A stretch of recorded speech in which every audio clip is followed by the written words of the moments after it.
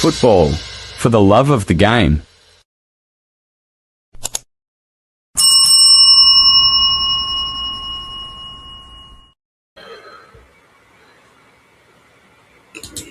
Good morning, good afternoon, good evening. This is Friday night football club, Organ Football. Always, nice to be here. Always nice to be here this wonderful Friday night. So let me know where you're joining from. So I can just say hello to you. Apologies again for coming slightly beyond schedule. It's just So good morning, good afternoon, good evening. This is a Friday night football club, Organ Football. So thank you. Always nice to be here. Thank you.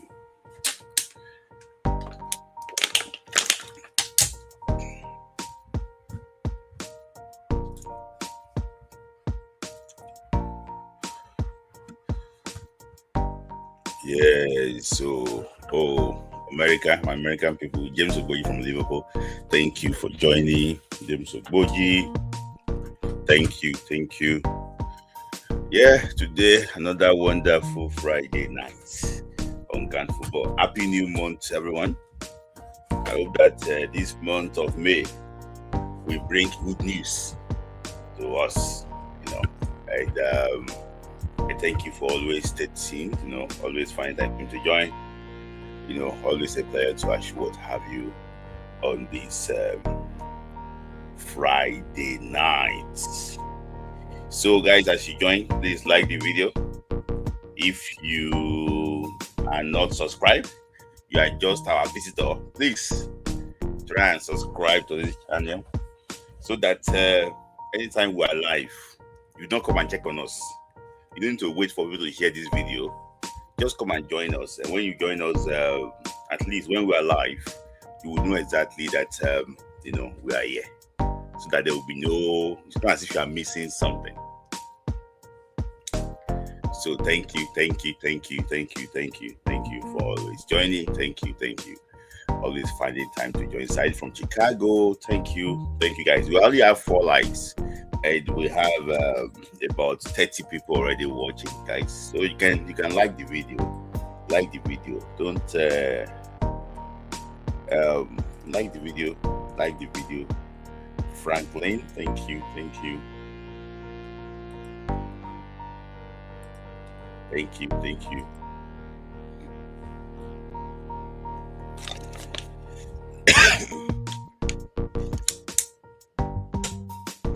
Yeah, 10 likes.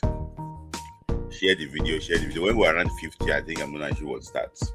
Maybe probably 40 or so. I'm gonna actually what starts. So let me hail you. Ellie Victor, evening to you. Ellie, last good to go.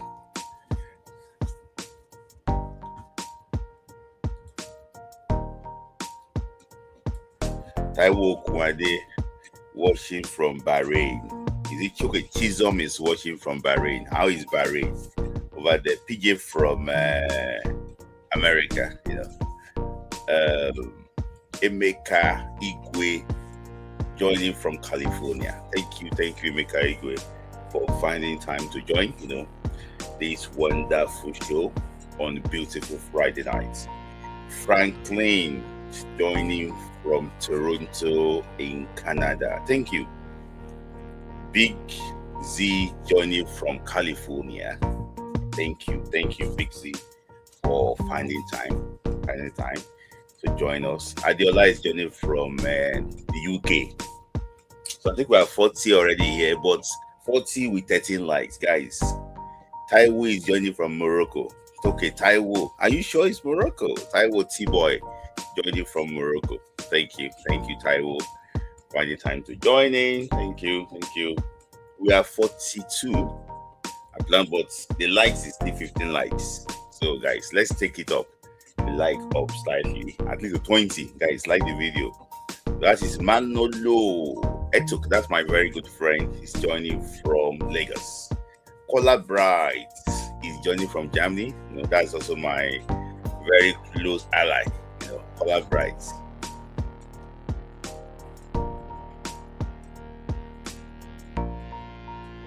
So I just that I'm not talking about the cars. We have 50 now. I think we're good to go. But okay, 50, 24 likes. I think we are good to go. Okay. Good morning, good afternoon, good evening. This is Friday Night Football Club on Gun Football. I remain your host, Smith Lai. We'll be discussing a lot of things about Nigerian football, African football, and also global football today.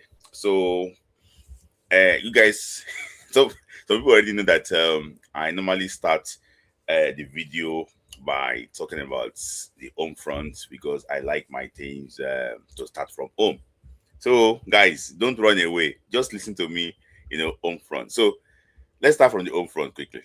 So, the NPFL, the ST, last week, there was no NPFL game. The reason was because there was this state FA Cup, game that happened that because played across the country, you start lost in Ibadan to Crowns of Gomosho. I think also some big upsets, happened last week. So there was no NPFL game last week. So but this week there's going to be NPFL game this weekend. So and the NPFL you can see on your screen here that Rangers is still leading the NPFL with 59 points, followed by Rivers United of Port Harcourt with 58 points. Ikorodu City of Lagos, according to the Oga Boys, is 55 points. Abia Warriors, 55 points. Shooting Stars, my people, Shooting Stars with 54 points. Nasarawa United, 53 points. Bender Insurance of Benin with 52 points. That is the Okpebolo Boys. Kasa United 49 points. Plateau United is on 47. Barao FC, that's the team of of the Deputy Senate President, Senator Barao. They are on 46 points. Economic Warriors of Maiduguri, 46 points, also alongside Kano Pillars of Kano. Why Enyimba, the two-time African champion, 43 points. Niger Standard of Mina also on 43 points. Why Remo Stars, my favorite team, they are on 43 points with -5 goals different, but not in the relegation zone for now. Kun Khalifa, another privately owned club with 40 points on 18, number 18. Why Wikitoris of Bauchi, they are last alongside Bayelsa United, both on 40 points. So this is week 35 already. So we only have 3 games left to play. So let me just go over the next game that's going to happen this weekend. This weekend, we have there's going to be Barao FC will host Economy Warriors. Sunday them in Kano. Bayelsa United will host Rangers of Enugu in Yenagoa.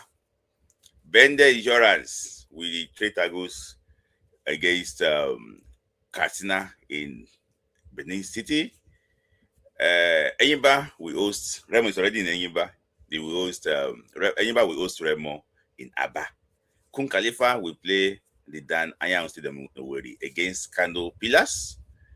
Niger Tornadoes of Mina, they play the Bako Kotangora Stadium in Mina against Kwara United. Rivers United, they will play at the Yakubu Gowon Stadium against Abia Warriors. Shooting Stars of Ibadan will play at the Damasingba Stadium against Nasarawa United. That's going to be a very interesting game. Why Warri Wolves of Warri will play at home against Plateau United. Why last game the week will be between Ikorodu City, the Oga Boys, will host Wikitoris. Take the Mobulagi Johnson Stadium in Lagos. So that's the NPFL. For me, I think I don't see Rangers beating Bayelsa in Yenagoa.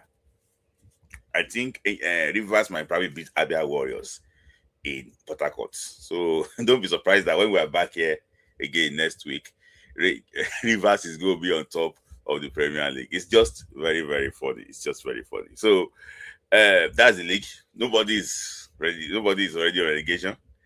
anybody can still escape relegation. So that's the beauty of the NPFL. So that is that on the NPFL.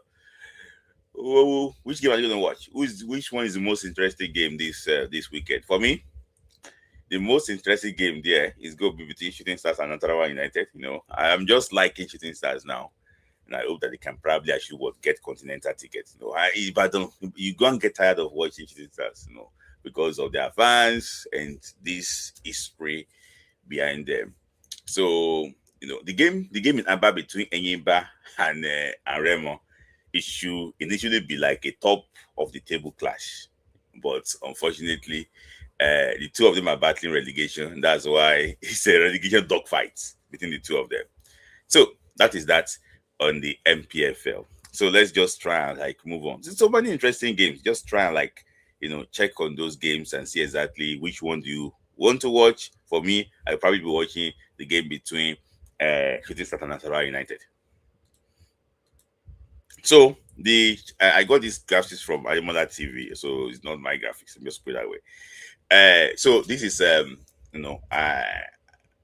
Nigeria against Malawi tomorrow. The Nigeria under 20 team called the Falconet. They will play against Malawi. The Flames, the Junior Flames of Malawi tomorrow, and I think in the Abeokuta. So this is going to be the final round of their qualifier for Poland 2026. So if they beat Malawi, they will probably qualify and they will go progress to Poland. I plan to go and watch some of their games in Poland, if they progress. So it's going to be very interesting. They beat Nigeria in the last round, and now they're going to play against Malawi. Malawi is not going to be it's not going to be easy team. They're trying to build.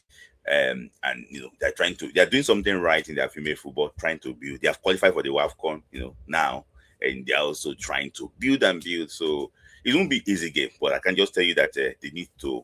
It's okay. Sorry, it's going to be in Ikenne. It's not even in Abeokuta. Sorry, it's going to be in Ikenne. I even got that one. Actually, what's wrong there? It's going to be in Ikenne. So it's going to be very interesting. I just hope that they can probably actually win this game and progress to the World Cup. That's the most important thing. So during the week too, I've been clamoring for the Olympic is close. It's just like yesterday when I went to go and watch the Falcons, play the Olympic Games in Paris. The Olympic Games is going to be in early. It's going to be in Los Angeles in 2 years' time. So the draws is out for the journey to Los Angeles in 2028. So the Falcons too, we're playing a couple of games. Let's look at those games quickly. So from this one, I try to get. So they'll play against Sudan or Comoros in the first leg. For me, I don't think.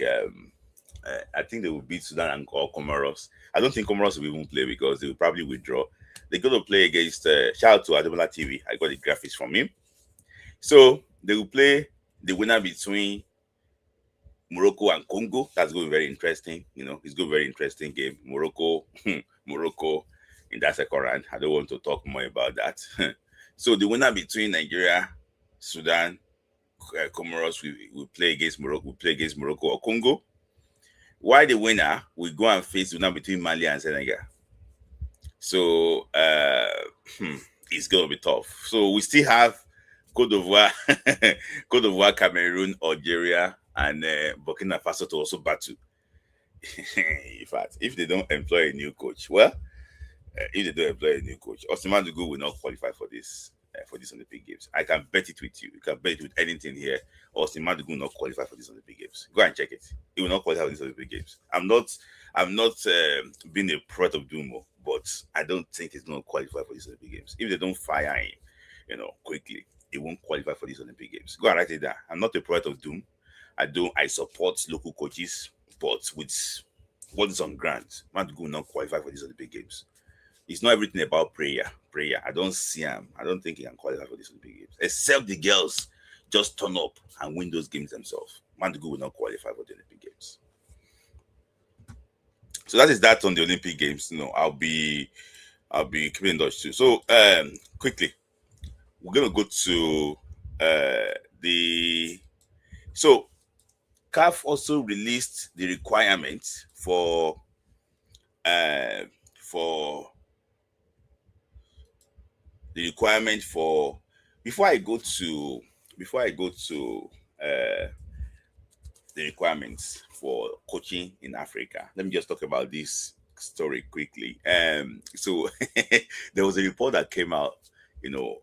Zamalek, the Egyptian club, they have 15 cases with FIFA. So that case, it's going to cost them $6.5 million to settle. Imagine an NPFL club having to pay like $6.5 million.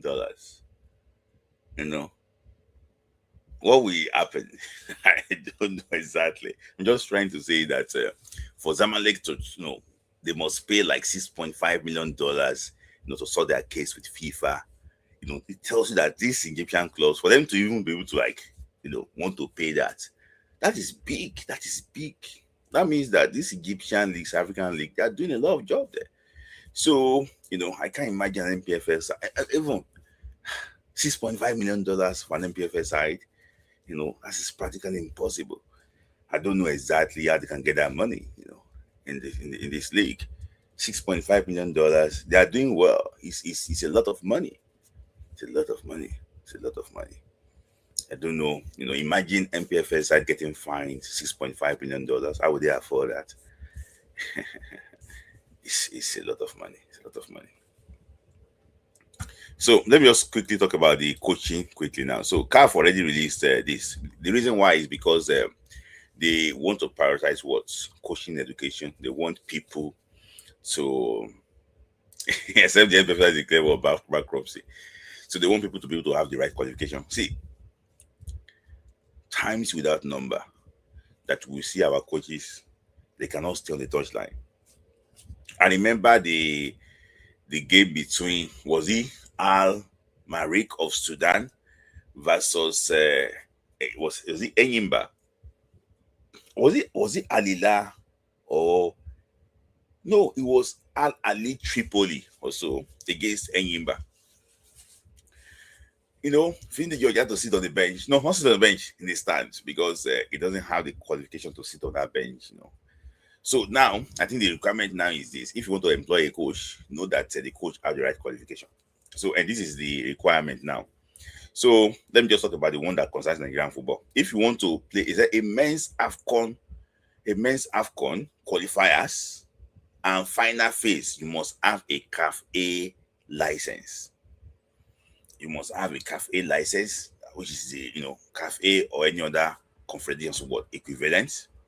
So it could be Shan, men's Champions League, men's Conference Cup. You must have a CAF A license. Okay, let's ask the question now. Those that want to qualify for the Champions League,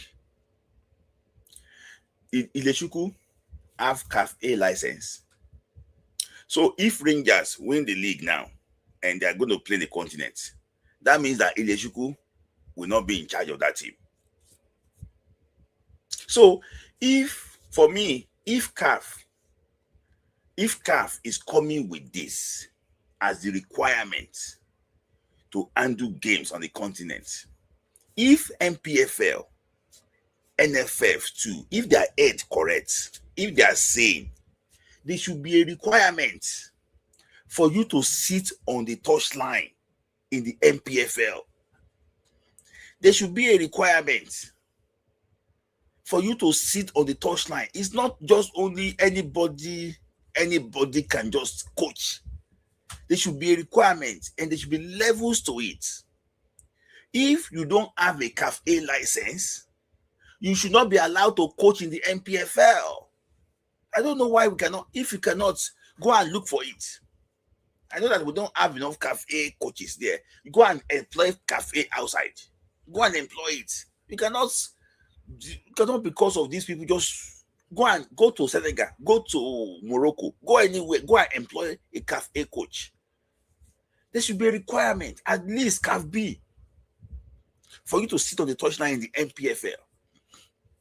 Now, Ileshuku will qualify for the CAF Champions League. He will not be able to handle the team. I'm not sure if Anthony George got UFA. Now UFA can see probably actually what is that CAF A or other conference called Pro, other confederations Pro. So I don't think Philly George got a UFA Pro license. So I think he got UFA A. Will he be able to sit on touchline too if Rivers qualify for the CAF Champions League? So how many coaches now in the NPFL can sit on the touchline? From I think at the guy from Remo, I think he got UFA B. No, he got CAF B. The former Remo coach. So in my opinion, I think there should be a requirement for these guys to coach in the NPFL too, so that at the end of the day, you can, if you need a job, go and study women's CAF, women's competitions too. I think Madugu got a cafe also. So it's very vital that we also have, we sort out these things. So now for men's under 17, under 20, and 23, it must be CAF A.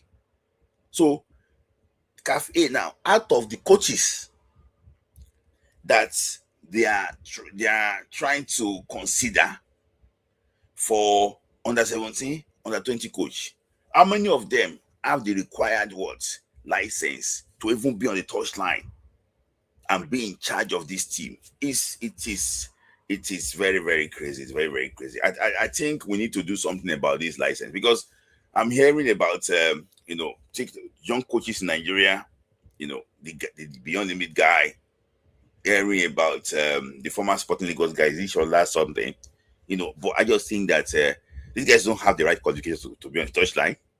So if the NFF cannot employ anybody back home, I think the best thing is for us to go and look for Nigerians abroad that got a license. I don't know why NFF always like the cheapest option. Go and get somebody like the way Morocco did abroad and pay the person to come and undo. Now they have nobody to employ because none of them get certificates. So that is that. I think NFF should look for these things, because there should be standards to everything. So talking about there's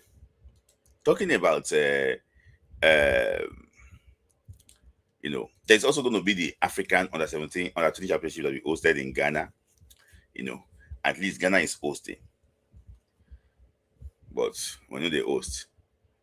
Now, I don't know.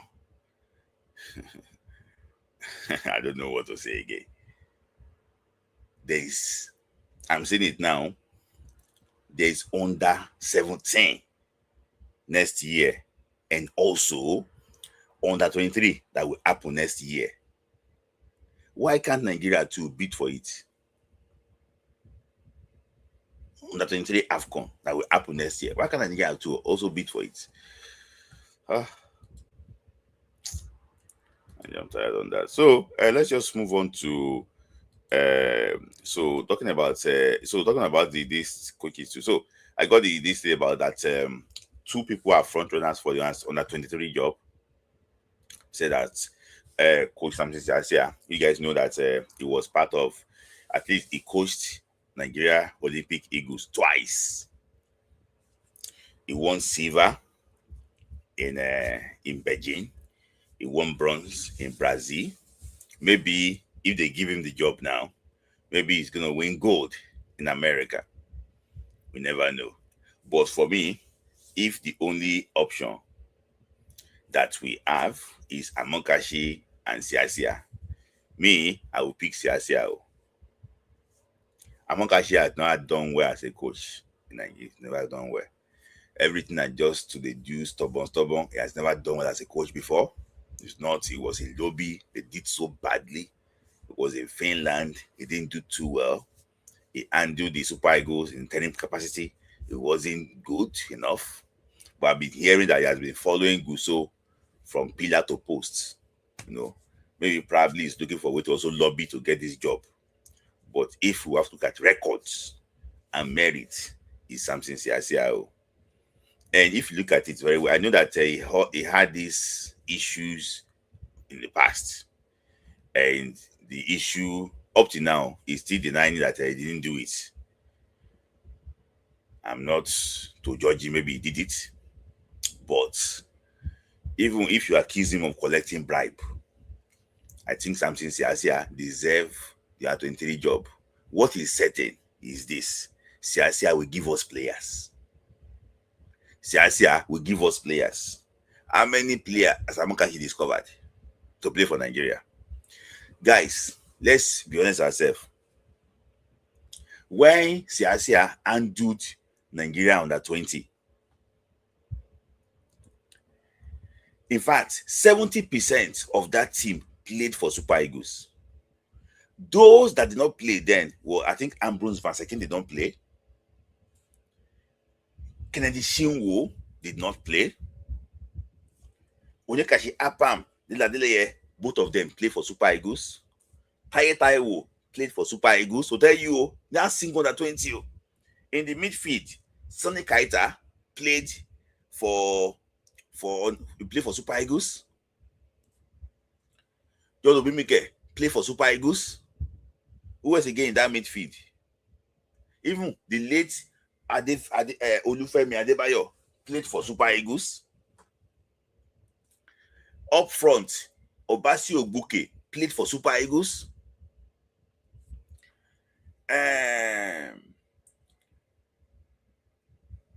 Who else again? Obasi Ogbuke. I don't think Solomon Okoronko played for Super Eagles. Obina and Sofo played for Super Eagles.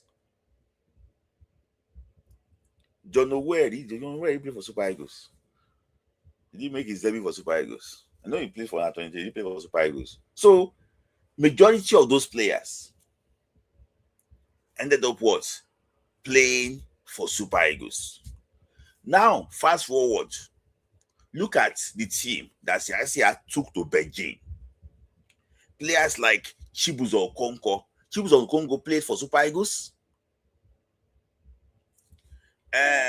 Who else again in that Olympic teams that play for Super Eagles? Chibuzo Okonkwo played for Super Eagles. Chibuzo Okonkwo play for Super Eagles. Who else again? I know that majority. Oh no, Saze is already established Super Eagles player.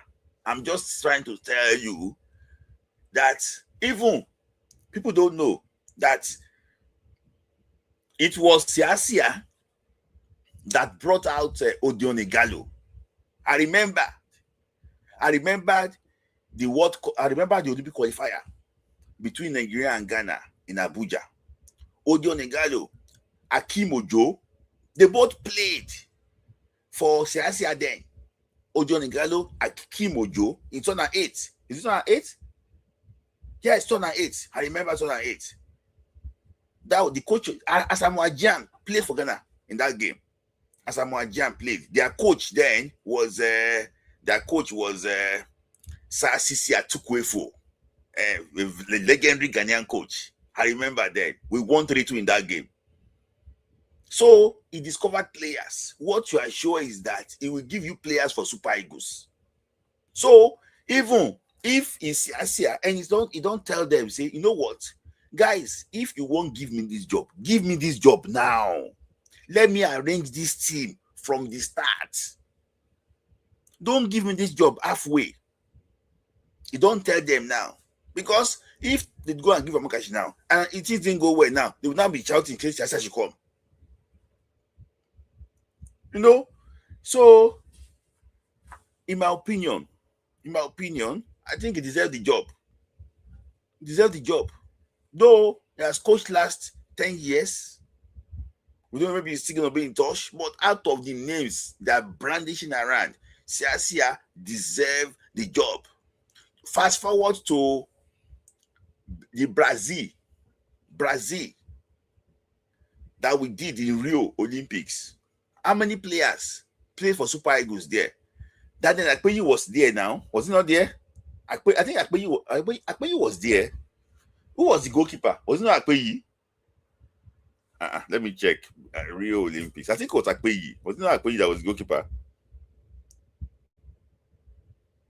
I think it was Akpeyi that was the goalkeeper. I think I'm right. I think it was Akpeyi. I think it was Akpeyi that was the goalkeeper. Chiganges can correct me. I think so in that same team, Shehu Abdullahi played in that same team. Shehu Abdullahi played that same team. Didn't he play for Super Eagles? And there was a boy that played left back for them. Plays for Super Eagles too. Ekong played for Super Eagles. Azubike Okechukwu played for Super Eagles. Yes, thank you. Emmanuel Daniel was the goalkeeper. He played for Super Eagles. I think Akpeyi was there too. Sadiq Kumar played for Super Eagles. Oganakoro Etebo played for Super Eagles. So, in my own opinion, I think the record speaks for itself. But the devil, when they pursue this Ibrahim Gusso led NFF and Shehu Diko led NSC, they will go and employ the wrong person. And failure will start again. Failure will start again. Failure will start again. So, for me, I support if shares should be focused because the 23 qualifiers in September. Share will play 4 games in September for Super Eagles, September to October, 4 games. And for that 4 games, that's what we decide if we are going to the next AFCON in Morocco. Don't be surprised. I'm serious telling you, the next AFCON in Morocco. Because they will not host it in South Africa. Maybe the next AFCON in Morocco. I'm just telling you now. The next AFCON in Morocco. So, thank you, Stanley Amuzi. That was the left back. He played against Egypt in the AFCON qualifiers. So, for me, I think I support Sia without any apology. I know that he's done bad. He said he did bad in the past. You are not. Was he found guilty? I don't know about that. But for me, I support him. There's no. Okay. Even the worst performance of Sia as a coach, that was when he handled Nigeria to Egypt 2009. They still produce Odion Igalo. Wait, they produced Obiora Nwankwo. He went to go and win the AFCON with Stephen Keshi in 2013. Obiora Nwankwo. In that same team, who else again they have?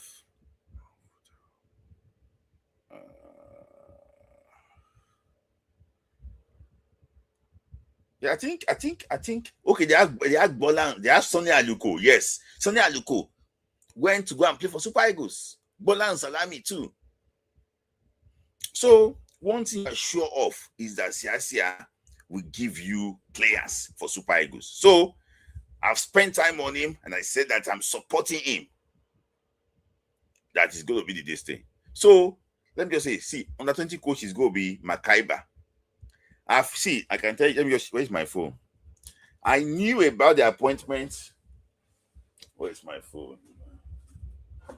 I knew about the appointment long time ago. I want to check the time that they sent the appointment to me about that under 20 coach. That's how they give themselves job. Under 20 coach. Where is that guy? Where is the incoming? They sent it to me, and when they sent it to me, I'm coming.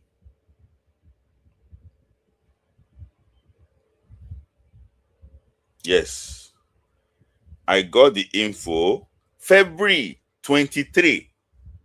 How many? That's about. I got the info February 23. That's when I got the info that Makaiba is going to be the coach of what? Of under 2020. They give him the job already. They are rotating it because of it's just crazy. It's just sad. So that is that on that 23. I don't tell you my choice. So going to the so let me talk about the protests, guys. Of this also already protests. The protest is now going to be next week. But because of security reasons, we are not going to announce the venue. So we're not going to actually announce the venue. Um, we're not going to announce the venue until you hear the venue, so that you not go and call police again to come and take us from that place. So we will announce the venue. The venue go shock everybody. We not announce the venue, so we're just gonna go and do it. We won't announce the venue, so that because of the last time around, people got to know the venue because the venue was announced, and yeah, and Sheodiko did what he did. He asked the police to go and chase the people there away. So he did what he did, and that's it. So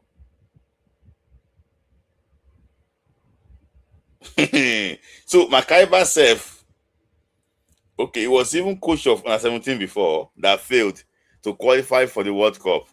So he assisted the Manugaba before Makaiba. Oh my days. This guy got no record. Like no proper record, but just because of this national is it national, what's it called? This to spread it around Nigeria, they want to employ Makaiba. Oh my days. That's why they go and employ that very coach, Zubeiru. So I think it's the most important job in Nigeria. This way you discover players. But some of these national quota, thank you. Some of these coaches just go there, they mess around, they do whatever they want. In fact, Ali Zubeiru now, I saw him in Grasshopper in one club in Ogun State. Is it Grasshopper? So I was like a national team coach having connections with academy, So at the end of the day, I checked the record. I realized that it took 2 players from that academy to the 20 World Cup. I think one of the requirements is this: those guys should not have academy or any connection with anywhere. I even heard that he conducted the legal camp in Kwara to train to train people privately for the national team. Oh my days. So that is that. But I just hope that the protest will actually we go, and we go well. It's just the issue is just to let people know that there's everything is wrong with Nigerian football currently now, and we have to buckle up. So Super Eagles matter now quickly because of time. I don't want to stay too long here. Federal character and quota system. That is that. Toby. Yes, federal and quota system. So that is that. Guys, like the video. We are 144 people watching here, and only 41 likes. Guys, you can do better. About 100 people are just watching me here. They don't like the video. Come on, you can do better. So Super Eagles story. So I've been hearing, whispers, news about the players that might probably be in Super Eagles camp, and Eric Shell's plan for this month's Unity Cup. So the first player people ask me is Femi Aziz.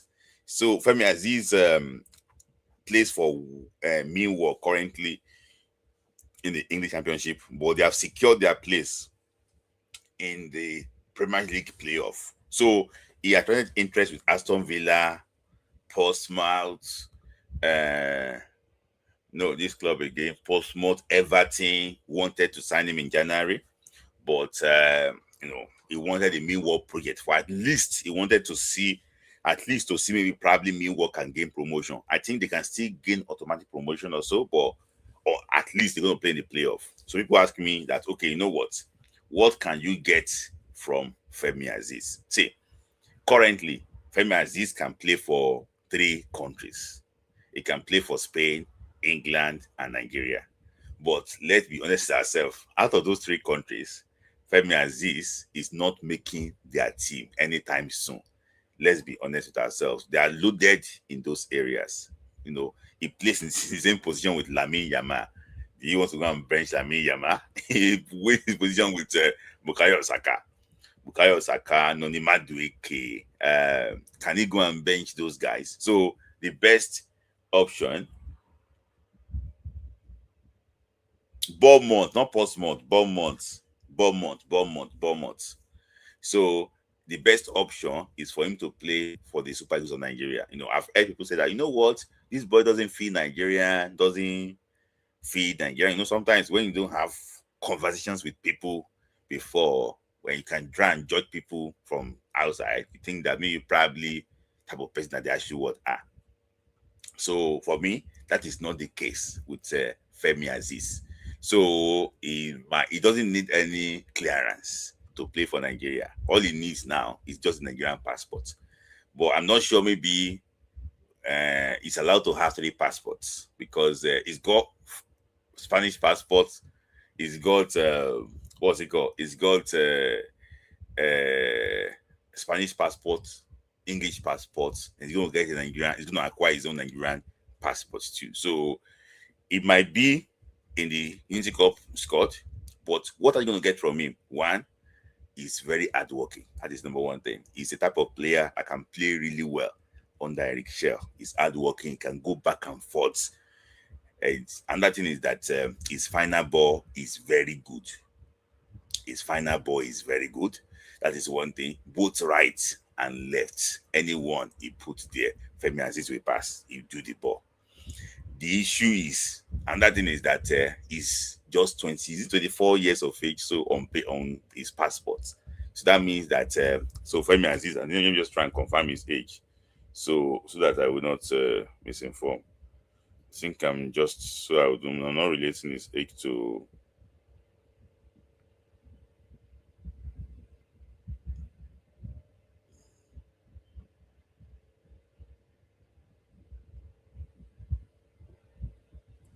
So he's 24 years of age. So 24 years of age. So that means that by the time the next World Cup comes around, he's going to be 28 years of age. You don't know exactly, but by that time, he's going to be playing with Bayern Munich or be playing with all these things. So this Femi Aziz represents another set of what? Of Ini boys in our Super Eagles. So Femi Aziz is the same age bracket with Riyad Alebiosu, Kevin Bassi, Fisa Bashiru, Emmanuel Fernandez. They are all the same age brackets. Who else again?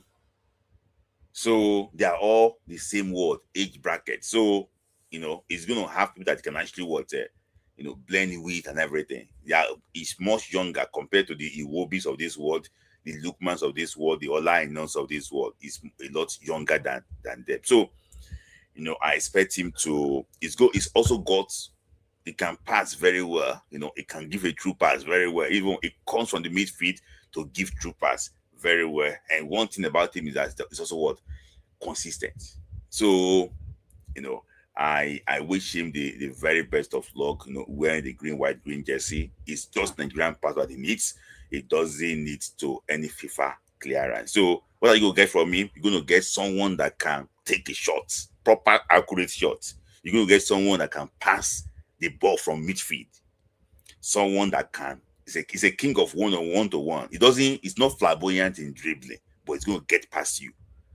He can cross with the right foot. We complain about Chukwueze not knowing how to use his right leg. You get both legs from a player like Femi Aziz. So if you have not watched him, I think championship final day is going to be tomorrow or so. Is it tomorrow? Guys, try and watch Millwall play. You will know exactly how good Femi Aziz is. And I'm happy for him because a few years back, he was playing in National League in England. Division 7, I believe Division 6 or so. National League in England. So I keep him, for the future. Good player. He's going to be 25 years of age. He's going to be 25 years old next month. Good player.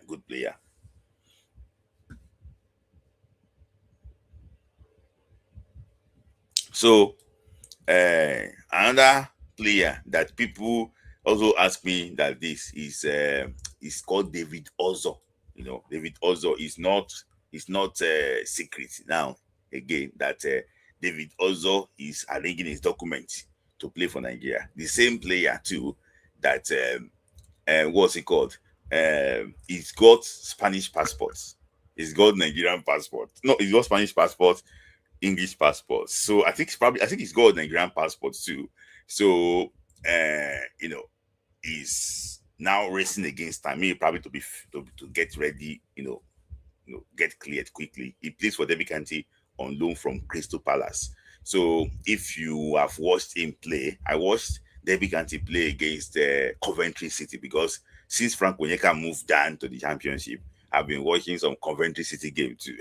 So I watched him bully Frank Onyeka on the ball. How will this boy bully Frank the Tank on the ball? So that's why I said, this boy could be, and he's also like a smooth dictator, like on the ball. He's a tank. He's driving well with the ball.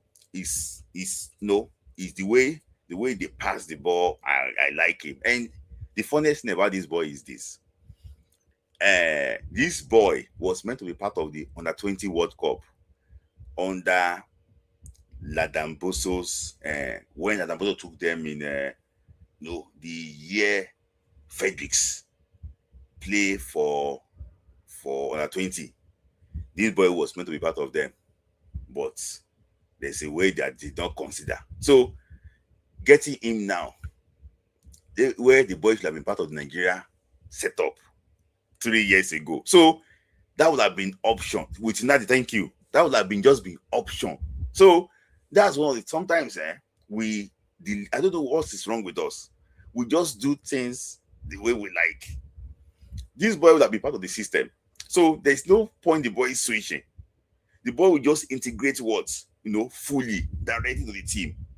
So that time, they did not actually pick him. Though the midfield that was picked there, they did well. But in my opinion, I just think that why can't you just put this boy there? The boy is just 20 years of age. He's 20 years of age, and the boy got big future in front of him. My thing is this, if Nigeria succeed getting the boy to play for us, clear the boy before June, and for the boy to play for us, this boy can move on and go on to play for Barcelona. I'm making a very bold prediction now. This boy I think that this boy got ceiling, like big. He's gonna be a big player for Nigeria in the future. Honestly, I just think that the way football is going now, I think that you don't really have the type of player that this boy actually is. For me, I think the boy at 20, I think the boy will be going to be a major coup for Nigeria. That's why sometimes when I see this boys play, and when I saw Michael Essien play, I said, why can't Nigeria get this boy then to play for Nigeria? Look at where the boy is now. The boy is Liverpool is trying to buy him for 150 million euros. This boy too, I think the boy got ceiling. Very disciplined player, hardworking in that midfield, drives well with the ball, passes the ball well. With due respect to Frank the Can, this boy can use the ball more than Frank the Tank. So good player. If they can get him, for me, I think this boy will move on to be very, very good player in the future. Very, very good player in the future. In my opinion, I think he's going to move on to be a very, very good player, for Nigeria in the future. So that is David Ozo. So he might be even playing for Nigeria in next month or so. You never know. So talking about the final player that he himself talked about, probably he might be playing for Nigeria is Jeff Ekaeto. So he's striker. The one thing about this boy is that he himself is he played for Italy in the other age, but it's like the Nigerian, he feels, I think maybe probably it's even parenting. He feels more Nigerian than the ones that we're even looking at. Jeff Ekato is maybe probably is parenting. He feels more Nigerian than any of the Italian boys that we are trying to convince to play for Nigeria. So because maybe probably because the dad and the mom they're Nigerian, so the culture is there. You know, it feels Nigeria. It's a proud Nigeria. It's just because the opportunity is not there.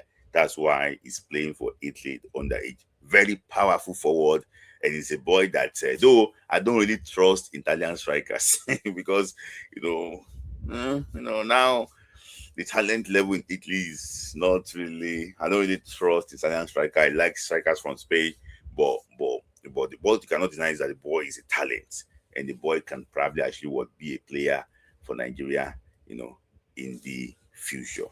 So that is that about that boy. So that is that about him. So just a quick one on this player before I move on. I just bring people on because of time is already fast spent. It's already 11:14 here in the UK.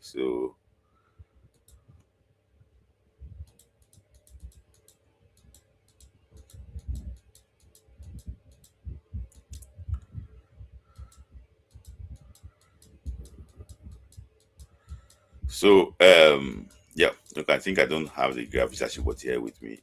But yeah.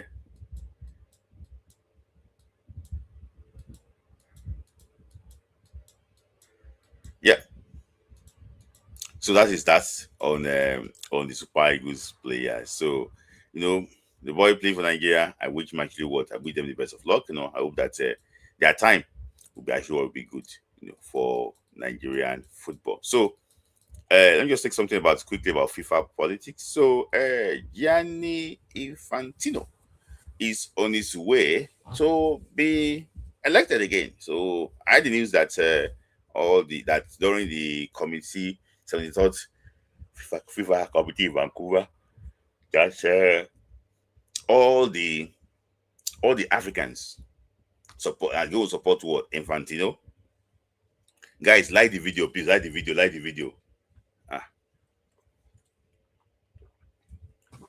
Guys, like the video. We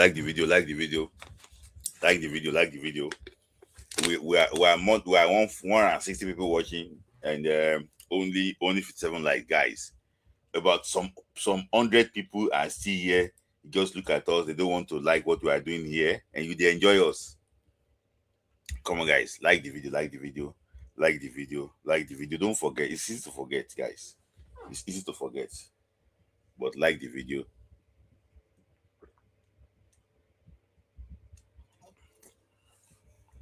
Guys, like the video. Let's get to 80, guys. 80 at least. 80 likes. Okay, 65, yeah.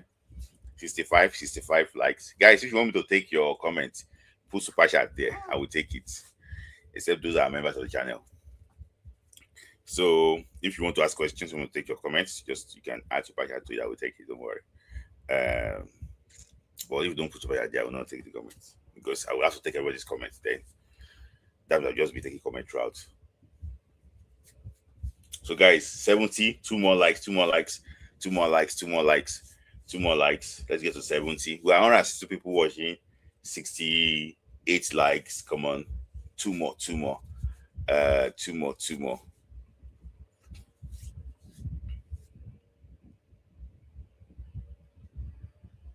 Two more likes. Let's get to 70 likes.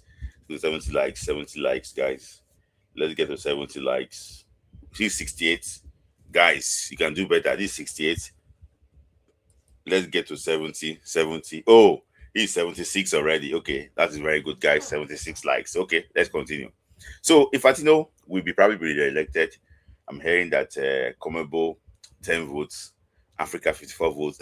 I'm also hearing from a reliable source that Asia, they had their meeting to AFC that they want to support Gianni Infantino.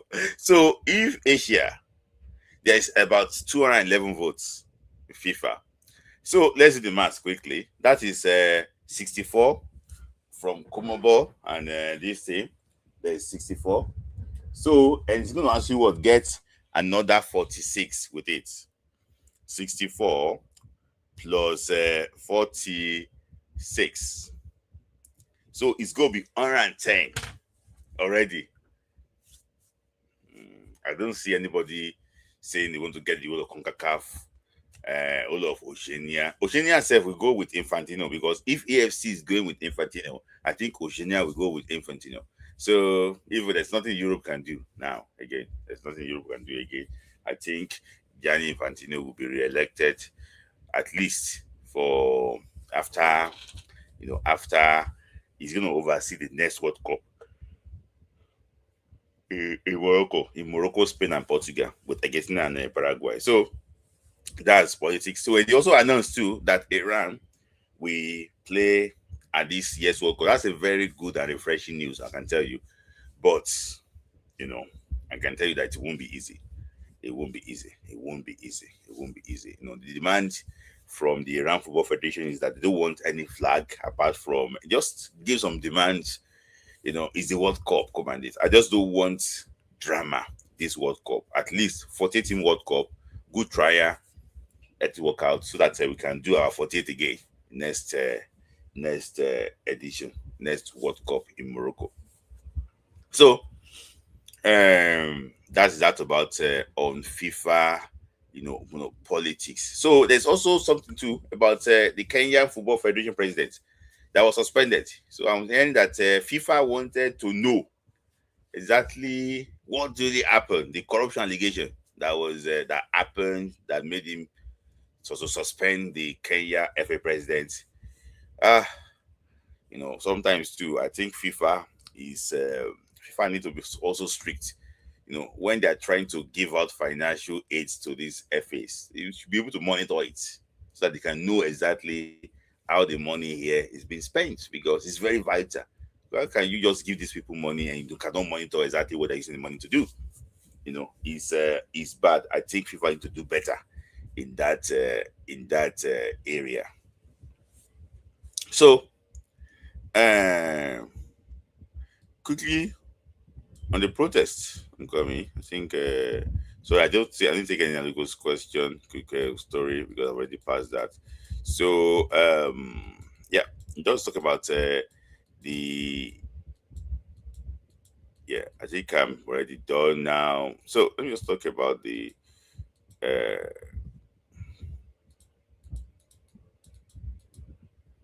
before I thank you guys. How old is he now? I don't know. So talk about this quickly. Join the train quickly.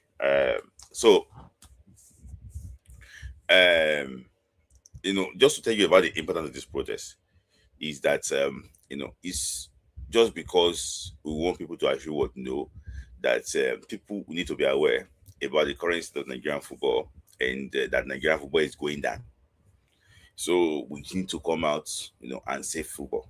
I can tell you, it is now, or actually what, never.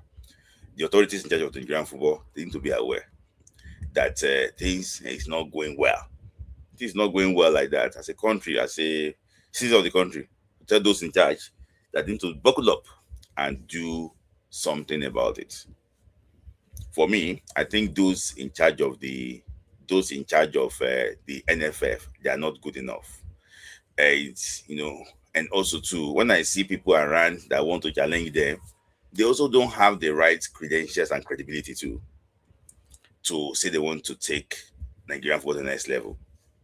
For example, now, Eric Shea submitted AFCON reports. No, they didn't even discuss it. In fact, some of them cannot even read English properly. They didn't even discuss it at all. Eric Shea submitted AFCON reports. Is it not, when you go to assignment, the report is what you're going to use to learn for the other one? The report is just there. Nobody is creating it. Alex Iwobi came on podcast. He said that the pitch you are playing is not level.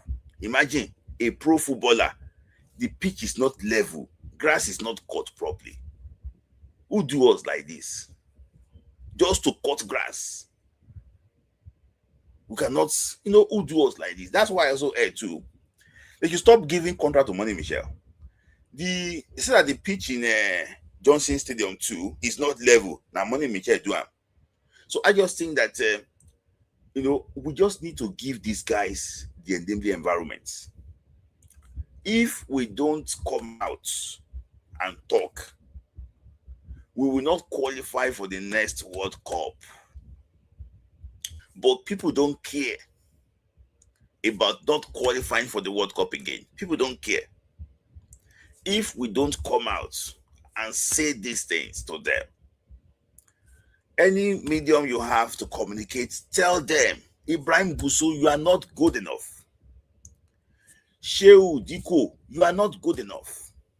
That one that will be talk on social media is not good enough. Olokwa did the same thing too. They are just birds of the same feather. Ibrahim Sanusi is not good enough. These guys should pack their load and leave Nigerian football. If you cannot come out and tell them now. See, I normally believe in research. See, the last World Cup qualifier to Qatar 2002. I want to ask you a question in this comment section. How many games Nigeria won at home? In the going to Qatar 2022, how many games will win for Nigeria? Who can tell me? How many games? How many home games did they win? How many home games? Going to Qatar 2022, how many home games? I beg. How many home games? One home game. You played 4, you won 1. You played 4 home games, you won 1. What is the problem?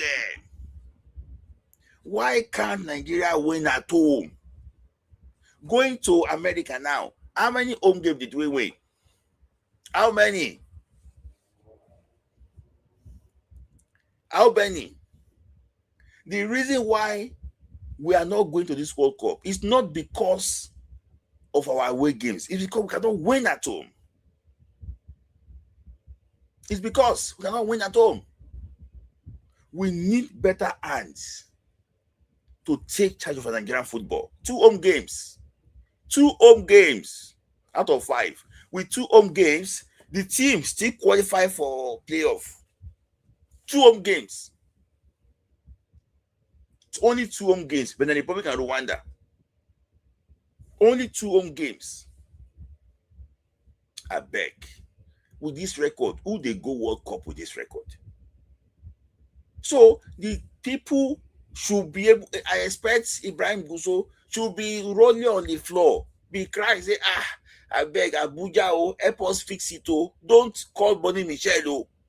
Don't call Money Michel to come and do it. Go and call those that did the Ivory Coast, Morocco. Come and do it. Don't call this local. Don't say you are supporting local contractors. So not doing any job. Go and call somebody that will be able to do it. Go and because I don't know. We cannot win at home. We cannot win at home. So one of the major problems is to fix the home turf. I don't want to go into political, but talking about capable hands, the former governor of Lagos State, I don't want to mention his name. If you know very well, the one that likes sports more, maybe he wanted to be this sports person, and they went to go and give these people there. Why can't he handle it? Why can't he handle it? At least when he was governor of Lagos State, though his predecessor did not like sports, the one that is president doesn't like sports, his successor does not like sports, but he did so many things in sports when he was governor. Why can't he be here? At least he get passion. He said that he personally demanded for it, but they didn't give him the thing that is going to be too strict. Why? He demanded for it. Why can't he at least see the FIFA the FIFA protest they are doing? it's not 200K. They give them $200,000 to go and do the protest. That's FIFA Congo. Protest money is how many? It's not $1,000, $2,000.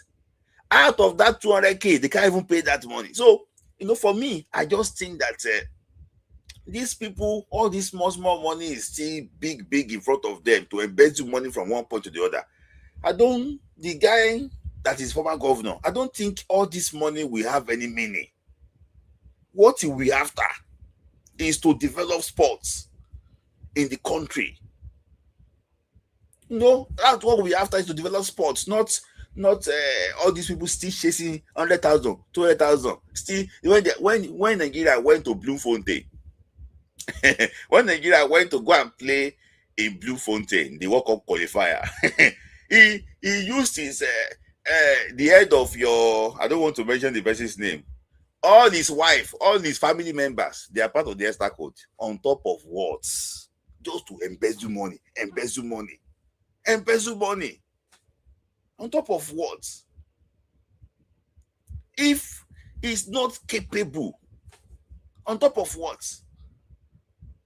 All this money, you want to be rich. See, this Ibrahim Gusso, Nigeria never benefit anything from him. This Ibrahim Gusso is Wafubi president. When we go and play Wafubi Cup, they will rob us. They will rob Nigeria there. When Koto Kreku was the chairman of Wafubi, we saw exactly how Ghana were doing well. At least, we are not saying that a referee should favor us there, but let it be level playing field. Under this Gusso, they will go and rob us there. When Gusso is this Gusso that is the NPFL chairman, they will go and rob us. We don't benefit anything from him. During Amaju Pinnick, we benefited from this Wafu. When he was FA president and also CAF board member, FIFA, we benefited from it. This Gusso, since this useless Wafubi that he's doing, we've not benefited nothing under him. They will shortchange. Now, the 200K they gave them for protest, they've spent the money. Only 2K out of it, they cannot pay. Imagine. This nonsense that Gusso is doing. Can he do it under that former Lagos State governor? Those nuts, can he do it under? Because the guy there now, they are birds of the same feather.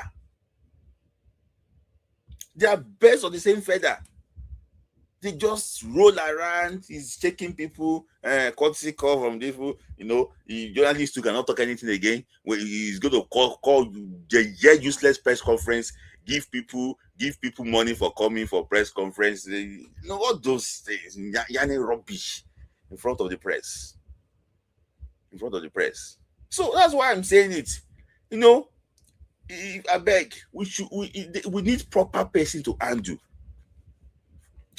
See, this Nigeria not going to the World Cup is solely on the table of Ibrahim Gusso. I will not blame the players. In fact, I will not even blame Finidi George. It's solely on the table of Ibrahim Gusso and the NFF. It's solely on them. You cannot go to this World Cup without winning. See, I'm not supporting violence, but when you play at home, you must win. You must win. Everything that you have, you must win at home. If you don't win at home, you not qualify. You must win. You must win at home. You must win by all possible means. You must win. I know the useless they did against Zimbabwe. See, all of you also, if you so most of you will know. If in Africa, if you referee come and blow in your country and you are treating the referee badly, the referee will treat you badly on the pitch. If somebody come and blow in your country and you are doing you are treating the referee badly, the referee too will be strict and deal with you. That home advantage, will give you on the pitch. Will give you. So all those things, go give you, no go give you, no go give you. So many atrocities, so many bad things happening under this man, and go get swept under the carpet. And the issue is they behave as if there's nobody that they are answering to. Nobody. They behave anyhow. Nobody. They don't care. The day Amadi Pinnick stepped Nigerian football, that's the day that devil stepped Nigerian football. Devil. So, in my own opinion, guys, I'm not asking you, but support the protest. Treat this thing. Nigerian football must be good, must be better. And that's the most important thing. All of us here is we don't have any personal agenda, but it's just that this football is what keeps us together. I've been to the north before, I've been to the east before, I've been to the west, I'm from the west, and this football is one language that unites Nigeria. I've watched football in the east before, I've watched football in the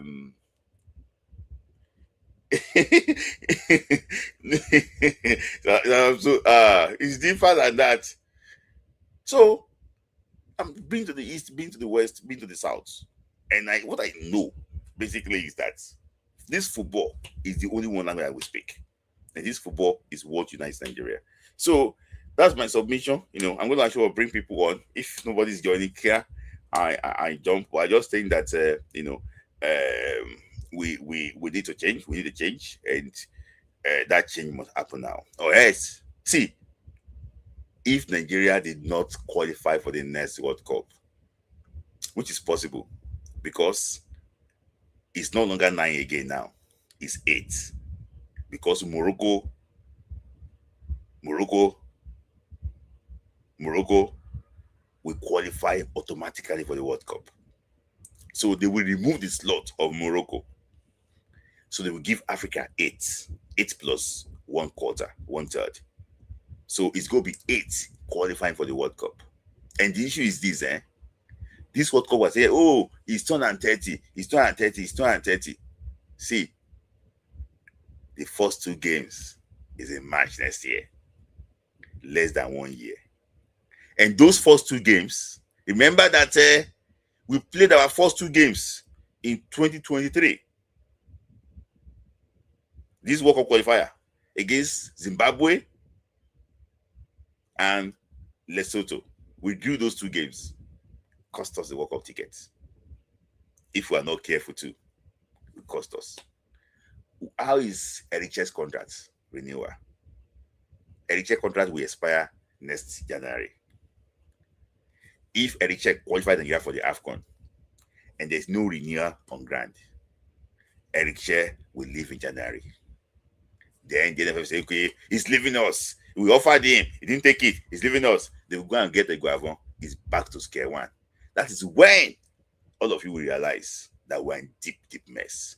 They will do it. They will call people, hungry journalists, they will call them, they will give them money, they will go on Twitter, hey, support our own. Then back to square one. Bad AFCON performance, World Cup qualifier start in March, we started very poorly. Bad AFCON performance in July, then we now start again. Hey, who's the foreign coach to come and rescue Nigeria? Guys, think wisely. Join this train. These guys don't mean good for Nigerian football. For me, it's only the fans. Don't depend on administrators or journalists to take it. It's only the fans that can undo this thing. I'm just saying it. World Cup 2030 is not far off. So I'm going to post the link.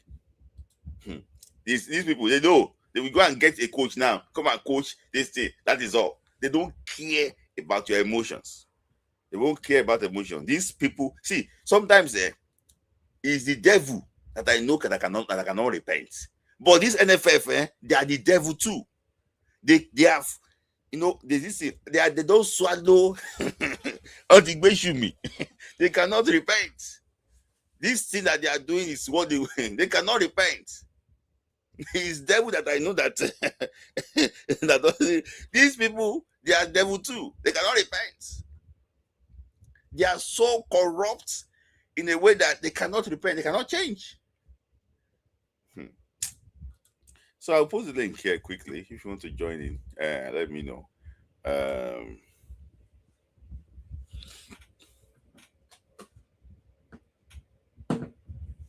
So if the link is there, if you want to join quickly, actually, let me know. So everybody's just okay. Chris is my first caller. So Chris, Chris, thank you for finding time. So I don't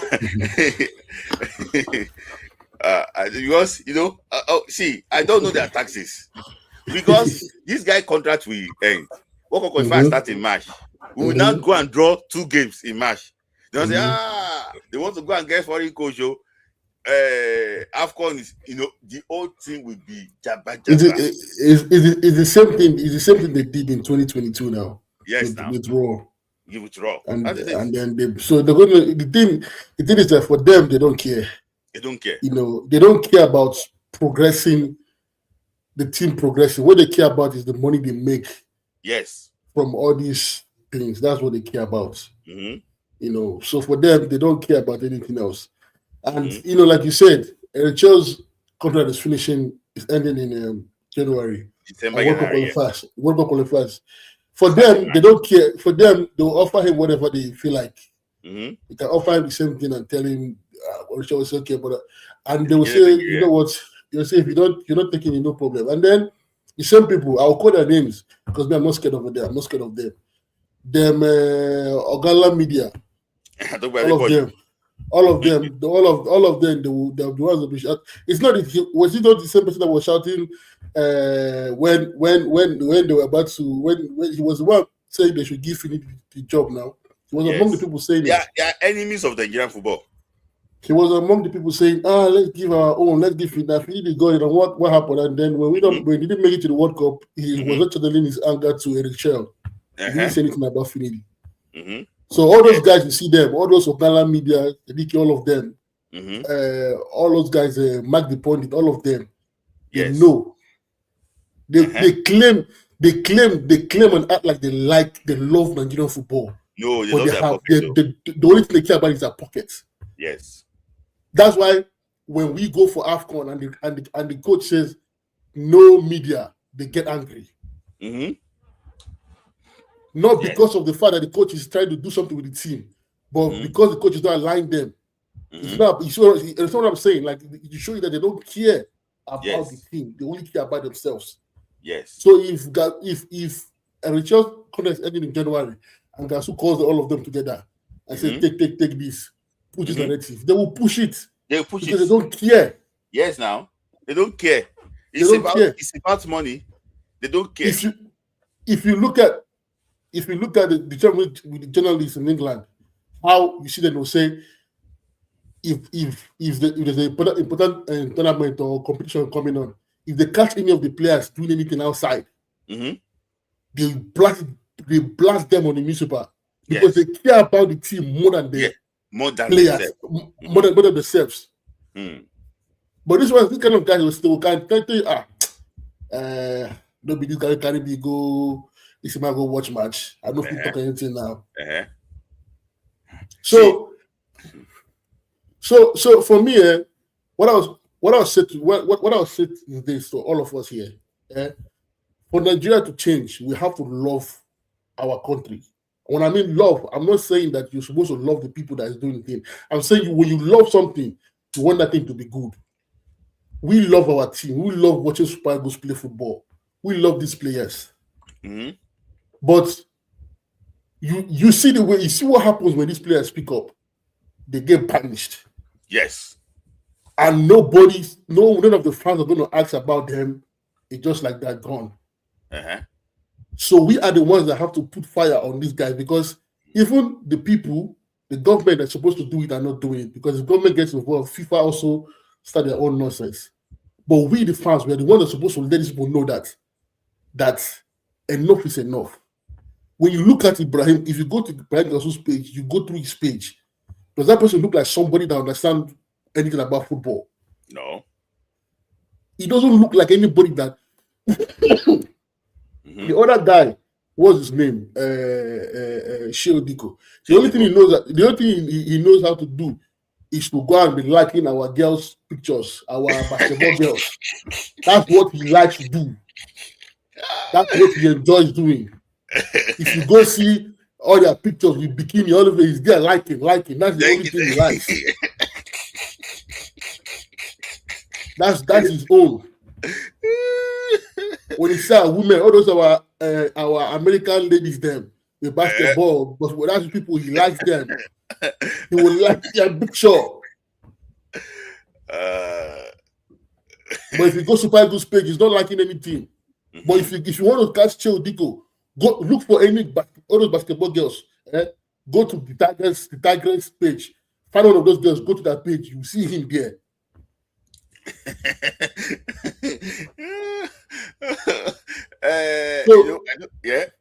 Chris, so these guys, so these guys are not serious, man. They are not serious. Mm-hmm. All they try to do is try to make you think that they are working with their fake useless awards. Yeah. Yes, useless awards they do for themselves to lie to themselves. Grown men, how do you sleep at night when you know that you are responsible? You are not doing what you're supposed to do, and how can 2,000? They gave you $200,000. 2,000 you couldn't remove to do it, and these same people will wake up in the morning, put on their clothes, and come out and call themselves noblemen. You are criminals, all of you. Bunch of criminals. Ibrahim Gasu, if you are watching this, you're a thief. You're a criminal. You're a criminal. And if I see him, I will tell him that you're a criminal. You're a thief. You're a thief, bro. You're a thief. I always go to anytime Sheodiko posts on his page, I let him know my mind. They're like criminals. You can't come out of 200K. You see, there's something there. You see, in Europe, it's not like I say there's no corruption.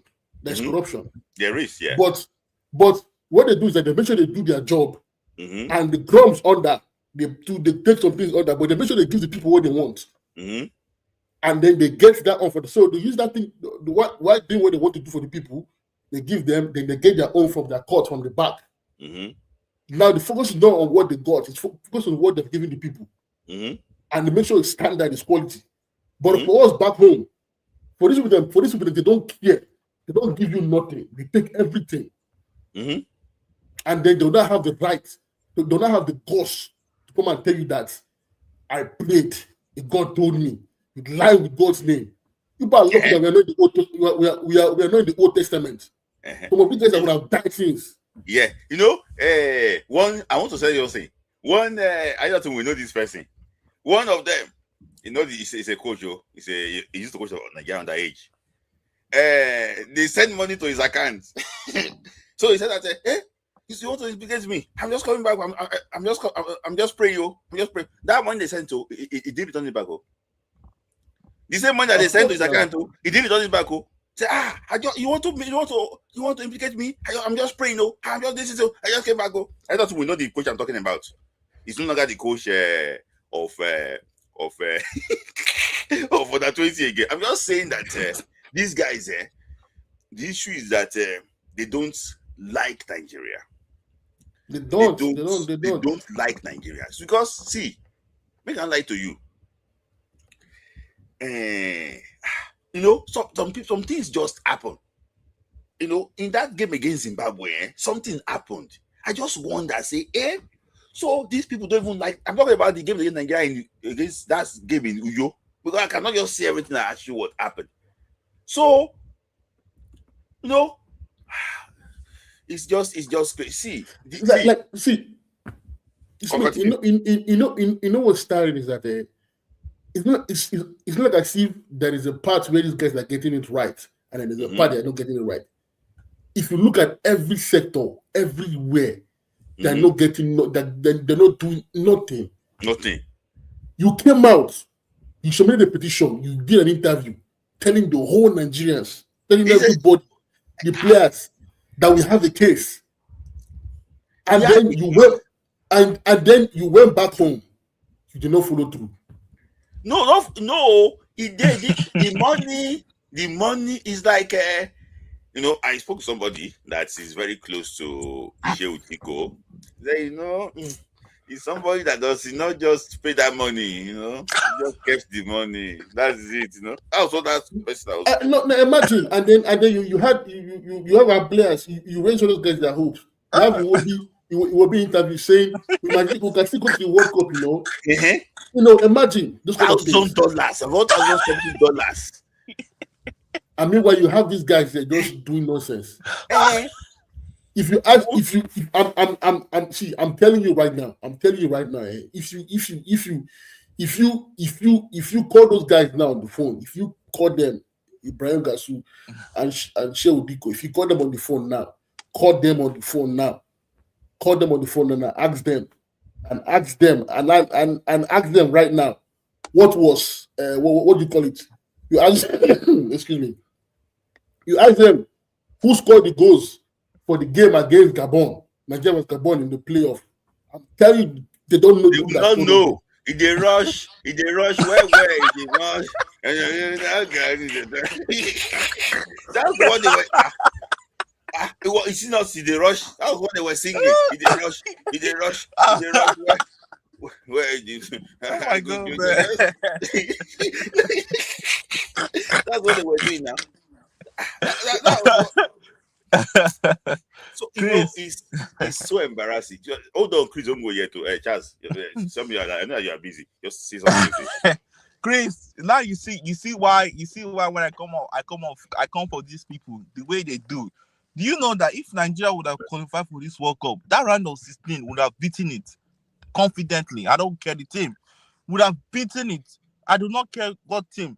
Now look at, we're not in the World Cup. We are not in the World Cup, and now you are saying it. See, like play. Before you know, August will come. Yes. Then AFCON will come. And that time, I heard the foolish man said he will bring a Super Eagles game to that nonsense stadium. That's the thing. And I'm very sure, 100%, that it will be a World Cup qualifier match. I am very sure, 100%. He's bringing new people to that. He will not check the weather. He will not check the stadium. He will not check the referee. Yes, CAF will not approve the stadium. Smith, you know these people. This was the same thing Amaju did with Nigeria versus in that nonsense stadium in Edo, Samuel or something stadium. No, that time there was no criteria of those things. See, let me tell you something. If they come to Uyo next, Uyo will might likely fail CAF approval. And that would be worse for a country like Nigeria. Yeah. Did you watch Osasu interview with Charles and Anadazo? He said, how can Nigeria has fallen to a pathetic level? We don't have any stadium. And you say Amaju Phoenix is the best. See, I don't want to be political here. I said that one stadium. Don't. Maybe the country have head. One stadium. Abuja, just call somebody from those Italians, because Shehu is always going to Italy. Go and look for people to bring pitch. These people here, how my days, horrible people. Very horrible. And they've made Nigeria brand look so not attractive anymore. It used to be attractive, but now it's not attractive anymore. For the past 6 years, we haven't been that consistent. There's been one disappointment or the other. What do I mean? 2019 AFCON. The 2019 AFCON, we lost to what? A Nigeria team who, let me say, only Mahrez was informed at that time. Even Slimani was not informed. We lost to them foolishly. You remember the goal now? That nonsense goal, that free kick. What's his name? Agbayi could not see. He went to go and stand. He could not see where the ball was coming. So it's been this. Then we had the World Cup qualifiers, draw upon draw. Before they went to go and employ Guardiola, and he did his Guardiola nonsense. He's been disappointment upon disappointment. So for now, I think what we need to do right now, we need to try and win that. You see that game against Portugal? Let's try to win them. Forget that we're not going to World Cup. Let's try and win that game first, because it will help us. Because I see us, if we're not careful, we might drop to maybe 30 something. And that's when and that's how they'll use those rankings, those current rankings, to group us in the World Cup qualifiers. Charles, before I let you go and Chris, you know that Morocco, I heard that Morocco is planning their team for the World Cup 2030, not this World Cup. Of course. Of course. That's Serious what people they're now. doing. Why can't we also the qualify for this World Cup? Yes. This World Cup, if they do well, now just bonus. Exactly. Now just bonus. But what they want to do is that they want to qualify, they want to play at the semi-final, final of the next World Cup that they go host. Smith, that is a good idea. You see, that's why I was saying, I said, can we please try and win AFCON 2027, AFCON 2028? Let's go and let's reach the final of the World Cup. Can we do that? Can we all do that? That would be the biggest comeback ever. But they don't want to do that. They don't want to try and win the AFCON. Look at Richard. Richard is just gathering players. They are not paying him his salary. They are not discussing contract situation. I hope people are aware. We don't know about home stadium. We don't know about home stadium. Look at the nonsense man that they employ for under 20 coach. Afterwards, the Berry. They look at the Rob. This man coach under 17. Under 17. If you can remember, he was under 17 coach. Horrible record. Horrible record. I'm telling you that we will not qualify for 2030. Please, if you are here, do not give up, no matter what. Let them use police to threaten you, no problem. If they lock you up, now you see that police brutality protest that they're avoiding. That time now eyes go clear. See, this football fan trap. I don't know. We need to involve those guys. I know what I'm saying. Those guys know how to galvanize people. See.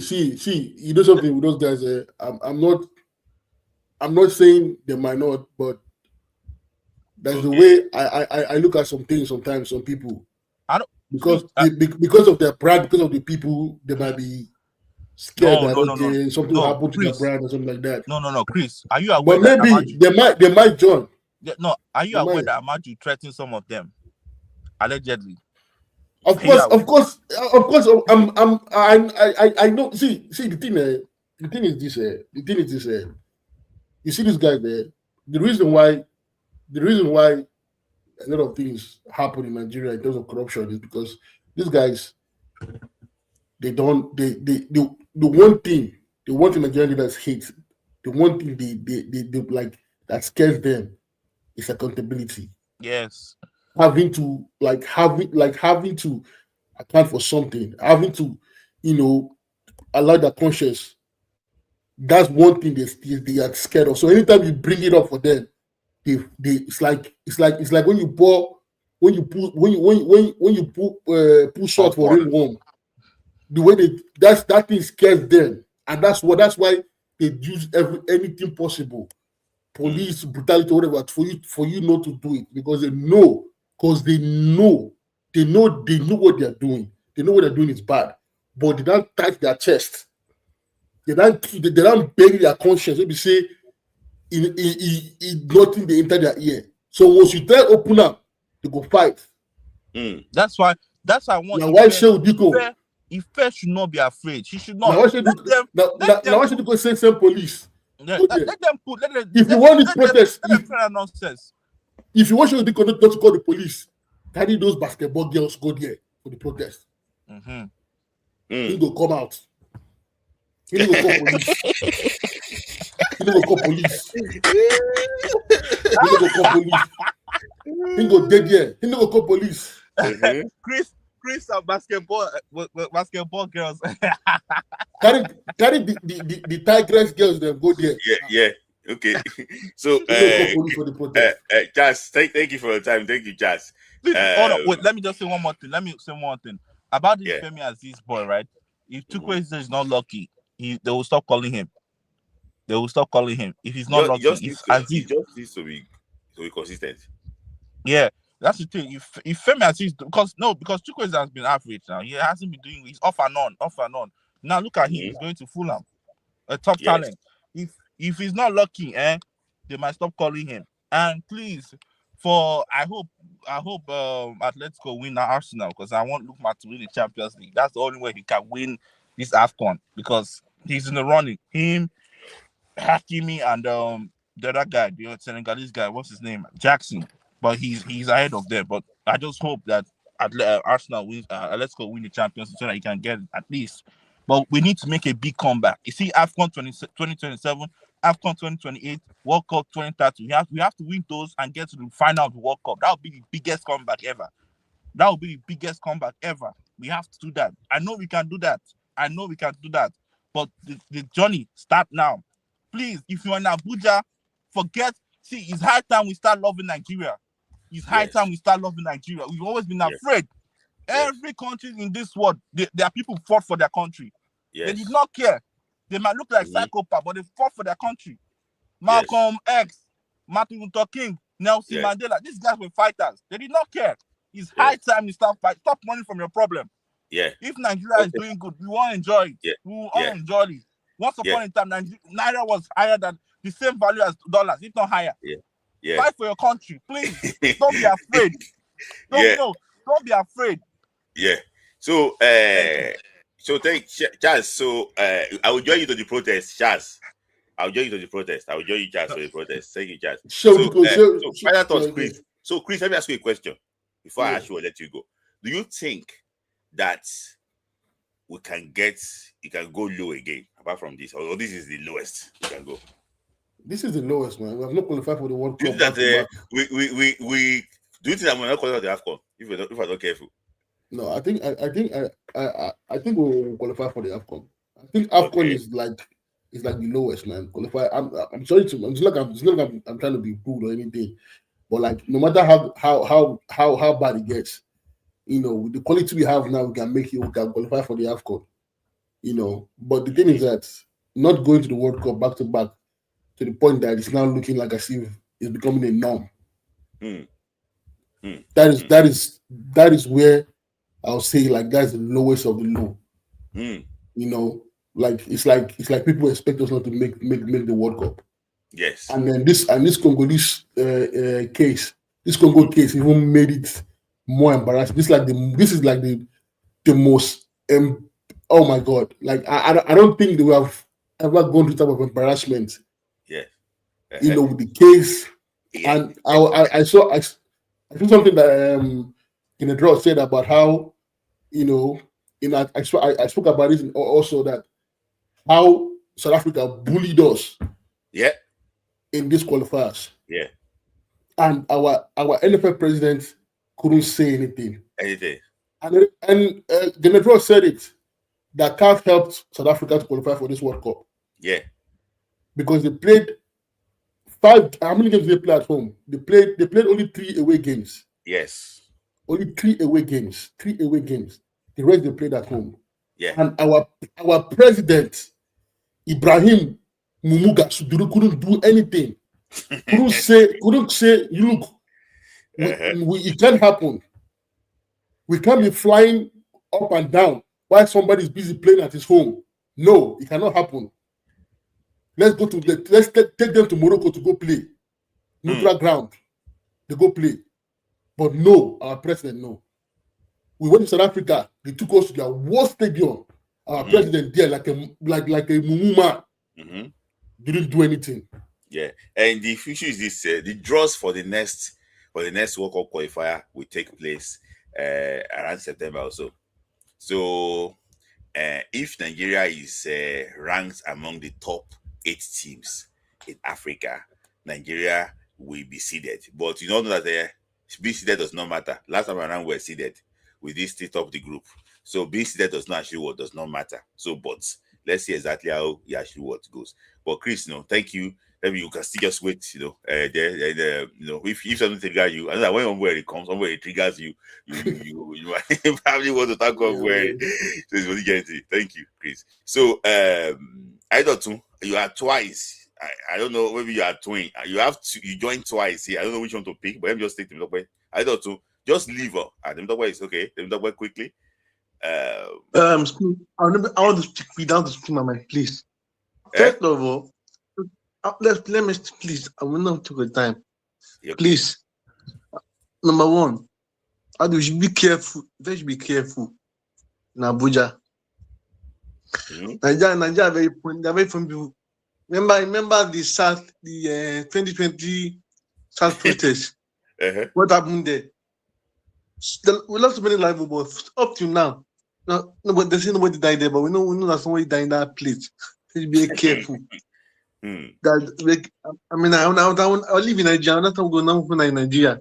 So be careful. That's about that. Secondly, my concern is a share contract situation. Because now, we are joking and thin and lamb. Then that means Guardiola to go to take us to AFCON now. No, Guardiola, take us to the AFCON now. Depending on the share 1 year contract, you will know when nobody will sign him. The people that they don't know anything about football. That's a joke. You should don't know anything about football. They come back some contract out. So they try to so contract first. Time down to back the 2 year contract more. Just two. No, for don't give me to try not all the people are buying. The family deal are coming to this Bible. Because the issue, they say what playing up come. That's what the people there. We play with AFCON, that's why they're coming on there. We don't play with everybody go back to the show. Just like what you got to Somali, the Mali, my midfielder that play for that time. They don't play on the Mali alone. So they give our coaches a better contract. To the document and for the FA, can go Lumun and this. You know why?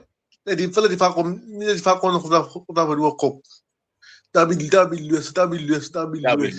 Yes. If the Falcons were to qualify, that will be the US. Falcon, that will be the US. And what I'm seeing now, they're going to do that route. But no preparation, no valid girls. The entire girls speak out. The entire girls speak out. They start there. They shut up. They shut up. So NFF, I want to beg you that I'm begging, please. You better do a better job. And finally, on this protest, I mean 100%. I mean, so football, still have football. We're plan for 2030 World Cup with our for 2030 World Cup with our youth team, with our new manager who put you on 20 World Cup. With another coach. On the Bakaiba. All one who have not played youth team. Who know have not played youth team. If they give that voter to our money body, not Bakaiba. Makaiba is a man that would this club what them what's the club in the rally club the tournament league they the for the Champions League about the club name maybe Plateau United and Aqua United too they qualify for Champions so they're not going to players. They're playing local league. 20. Just like the brother did. At least we are watching them. We are watching the thing. My brother. Thank you, Dem Dokwe. Always nice to hear from you. Thank you, Dem Dokwe.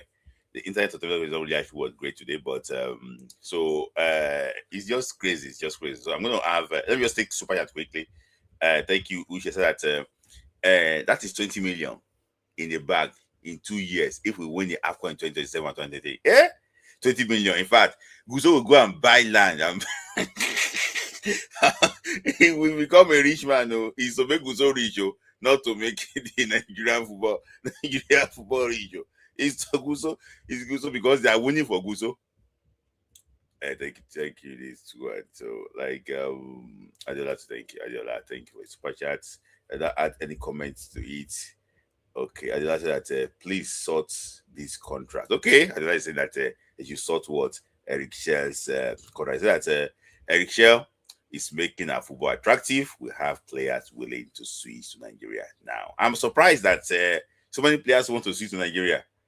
You know, I'm surprised that despite Nigeria not going to the World Cup, all these 24, 23-year-old players want to play for Nigeria now. That's good. But Ombwere is not a fan of Abeokuta. So maybe we come and talk about Abeokuta again. I know too, I'm going to become right. I know too. I'm coming to you now. I know too. I don't worry. Thank you for your time today. Thank you. So don't worry, you can go first. Okay. You know, don't worry. Let me say something.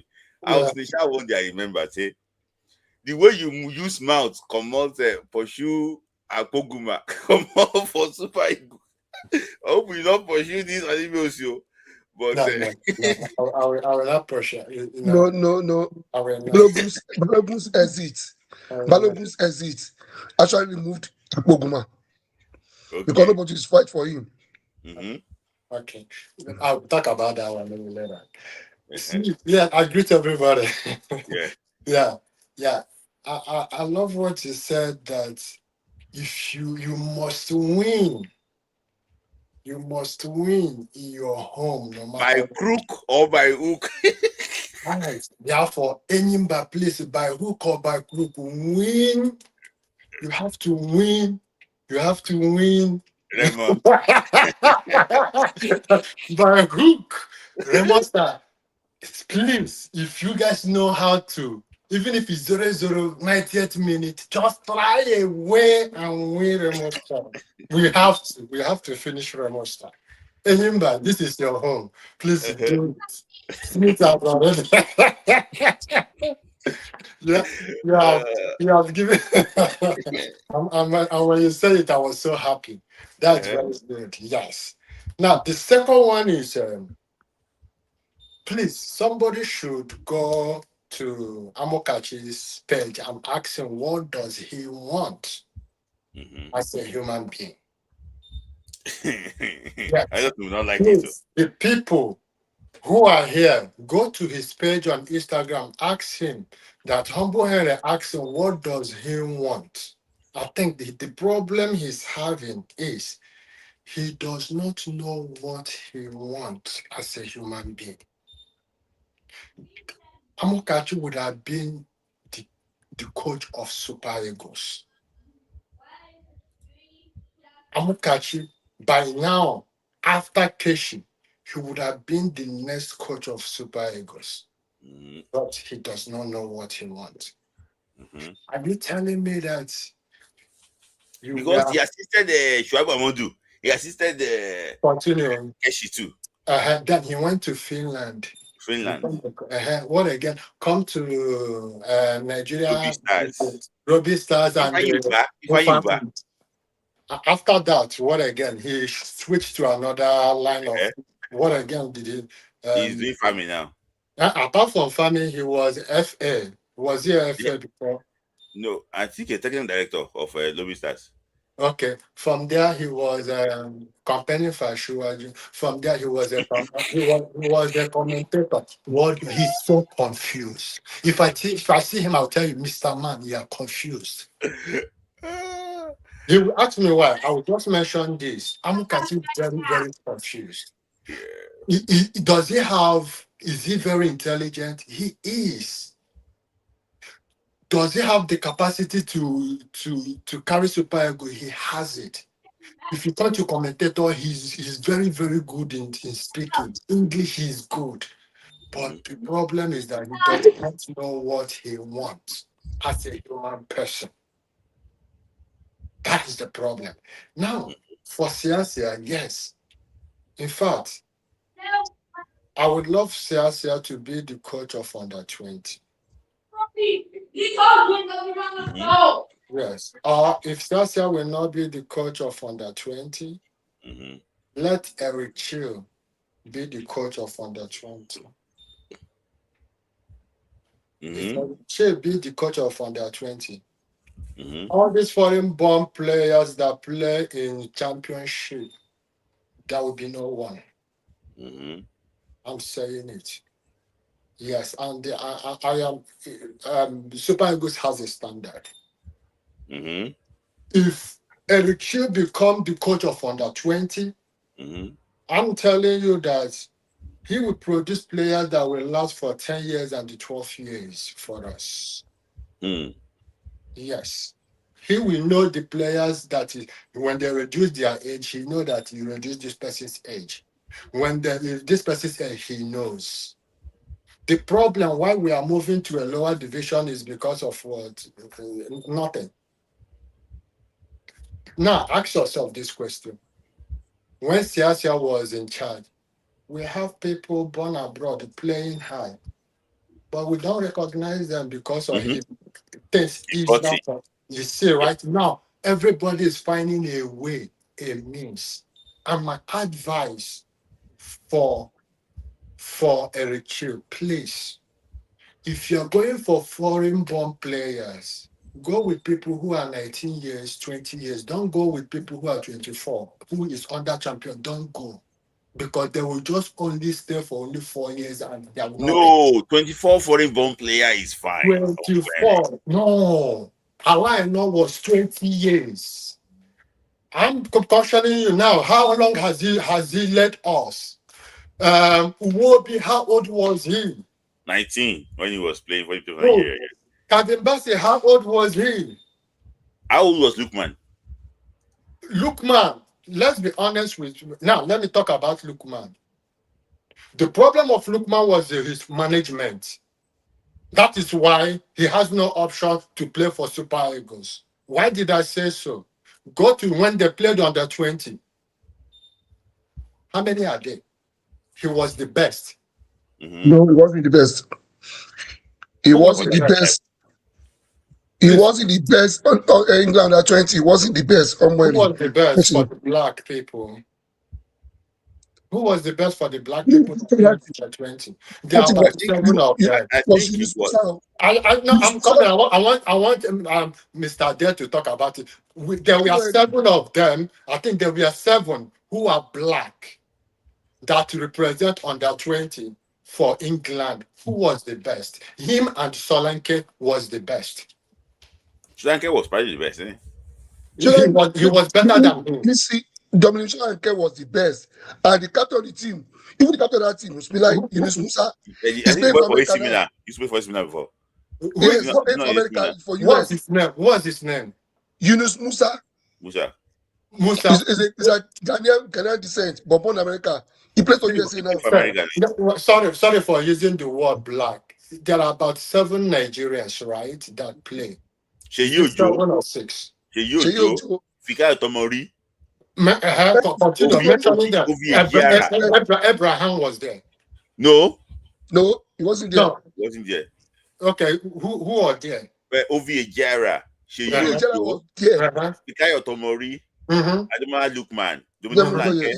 I think there's one more again. I forgot about this guy. I forgot Magway to play. Okay, Magway was 17. Under 17. Okay. That year. Okay. And did Lukman play under 17? No. Okay, he played under 20. Now, all those people that played, they were in a better position in their club than Lukman. No. They were in a better position in their club than Lukman. No. Lukman, after that, where did Lukman went to? So see, let me just try and back up where you up. I think Sheyi Ojo was playing for Liverpool then. Liverpool, exactly, number 1. Liverpool, remember?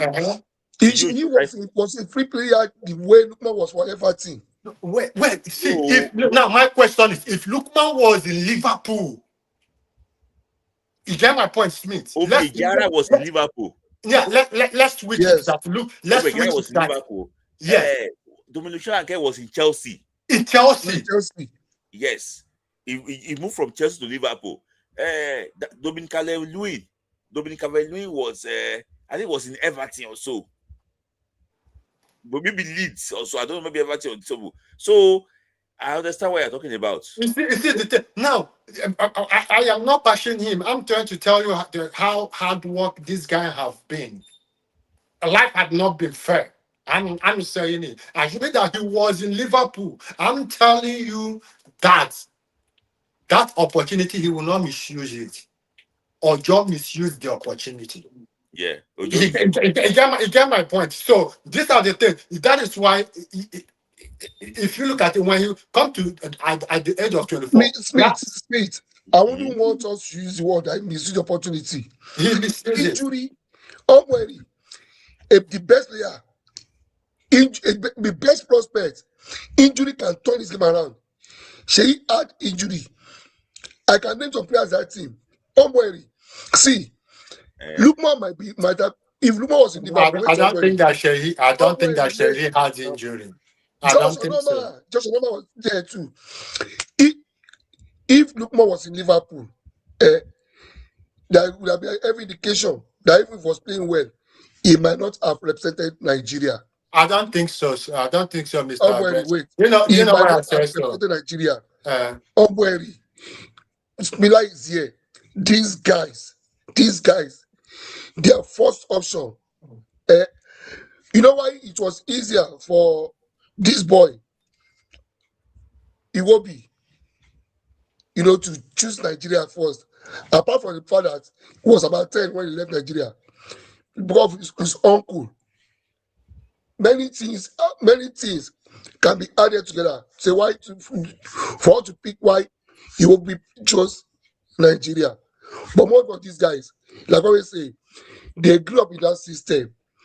We know what they go through. They are always ready to play for the Three Lions. See, Mr. Ade, look at my point is this. Jordan Ibe played in Liverpool. Mm-hmm. Or just played now, look at these players and look at what's this called? Look at Ademola Lookman. You get my point. Now, my point is this. I am not saying that look at what is the problem of management. That is where my anger is. The problem of management. I don't think it's a problem of management. Let me just can I say something? Tell me why it's not the problem of management. One thing I don't know, maybe I should put it this way, that everything has its own time. When it is your time, you definitely notice it's going to. Do you know the funniest thing? Ademola Lookman might even be in Liverpool and he might not even deliver. He might not even get. I disagree because I hold on first. He might not even get 8, 7, 21 games for Everton. He might not even get to this. He might not even get this popularity. Okay, now let me chip in this question. These things. Look at Temi Abraham. Look at Tomori. Then they only use them maybe for few tournaments. At the end of the day, do you know that at some point, I didn't know that. Let me just chip in this thing. If you are comparing human being, I'm not comparing. No. This is a comparison because when you are comparing somebody, you talk about Abraham, you talk about Femery, you are comparing him with Lookman. Before you compare somebody, know that everybody is unique. Now, when you talk about I'm coming now. Now, when you talk about uniqueness, you look at hard work. Okay. That time Abraham is 28 years. Mm-hmm. Lookman is 28 years. Mm-hmm. You get my point. Now, when you talk about IQ, when you talk about intelligence, when you talk about tactics, Lookman is up here.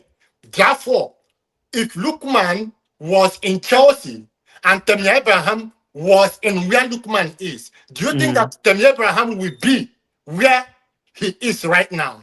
No. He will not. Let me ask you. Who got the first opportunity to be on the big stage between both of them? Abraham. And where is Tim Abraham today now? Nothing. That is to tell you exactly because of what? He is lazy. He is lazy. He's lazy. Smith. If I'm looking at, he was not lazy. He wasn't lazy. Let me tell Smith. See, sometimes you start early and end early. Yeah. It's not succeed. He started early. You started early. So let me this guy started early. So it's not all about early. It's all about mindset. It's mindset. I judge based on mindset. I'm talking about mindset. Hold on. Okay. Please. Let me just take super chat quickly. So you have that Shulanke Tomori played in that tournament. Yeah, I agree with you. So he said that Ojo didn't misuse opportunity. I think he should look at how big teams brought in academy players there. Okay. Yes. I agree. It was signed for 1 million at the age of 14 years. Yes. But see, let me tell you something. I want to tackle this. I'm coming. It's a Ojo thing. I know the family, so I don't want. I know you know a lot about it. I don't want to put mouth there. So anything when you decide here, you have the right to your opinion because what you can actually was you can see outside. But somebody arguing here, there's an iota of truth in what somebody is saying here about the career of this boy. But I will not say much about it. No. Let's look at sorry, I still have super chat. Sorry, one sec. Okay. Wabali started at Arsenal. Samuel at Villarreal. Is the management problem that finished in Wakali? Okay. No. Let me answer this. I have one super chat. I just want to try. Wait, I will respond to this. Okay. Yeah. So that's Ombu Henry. Abraham is not lazy. The ACL he suffered at AC Milan. Further armed his form. I don't think he did it at AC Milan. I don't even before the ACL. Okay. If at Roma, the injury he got at Roma, actually affected his game. Okay. Now, let me say this. That is where we talk about mindset. Are you getting me? That is where we talk about mindset. Murphy has the same injury. That is what we call mindset. Now, when you talk about Nwakali, mindset, what is his mindset? What is his discipline? That is where the problem is. What's the difference between Amashukwezi and Nwakali? Management and mindset. So, do you think that Nwakali was not managed well? That's why he fell that way? No. I don't think it is management or this thing. No. I just think it's discipline. That is one thing I would say. It's just discipline. I'm coming now. I'm coming. That is right. When you talk about discipline, it is not management. It's just discipline. Wait now. Let me. I'm trying. He asked me a question. I want to compare something. When you talk about Nwakali, it's mindset, not management, right? When you talk about Chukwueze, management help him. His mindset help him. You get my point, right? Now, when you talk about Lookman, the problem is management did not do well. He has IQ mindset. So where did management fail Lookman? Just now the management failed Lookman because they would have gone further to give him a better club. As soon as he finished that under 20, he did well. They wasted time. Okay. You get my point? You get my now, it's still wasted time. I don't want to go further because I did a lot who out of all Nigerian players, who do you think management helped the player's career? The management helps player's career. Chukwueze. Ooh. Do you know why I say so? I'm coming. Let him finish. Do you know why I say so? Woo! From Villarreal to AC Milan to Fulham. So is he progressing? It's a progress. From AC Milan to Fulham. From AC Milan to Fulham. AC Milan was not doing they were not doing well when he was there. They were not doing well. Even because of that, they sacked their coach. And when Chukwueze was there, when this guy who's playing for Switzerland was there, yes, they sacked their coach. They sacked their coach. They didn't sign any coach. They didn't sign any coach. They sacked the coach. They sacked Pioli now. In fact, when they were there, they sacked up to three coaches. Three coaches were sacked. What you don't know, don't say it. Pioli was not sacked. Pioli's contract was not renewed. That when we moved, when this guy, Del Canale, bought Milan. And we are still angry with the fact that because he said he could not work with Ibrahimovic. When it comes to Milan, I know in total. Please, he wasn't sad. Okay. Omweri, please. Smilai, as at the time England won under 20, that 20 World Cup. Smith, Kola, you all will agree with me here that Everton was a big team in Premiership. Which year?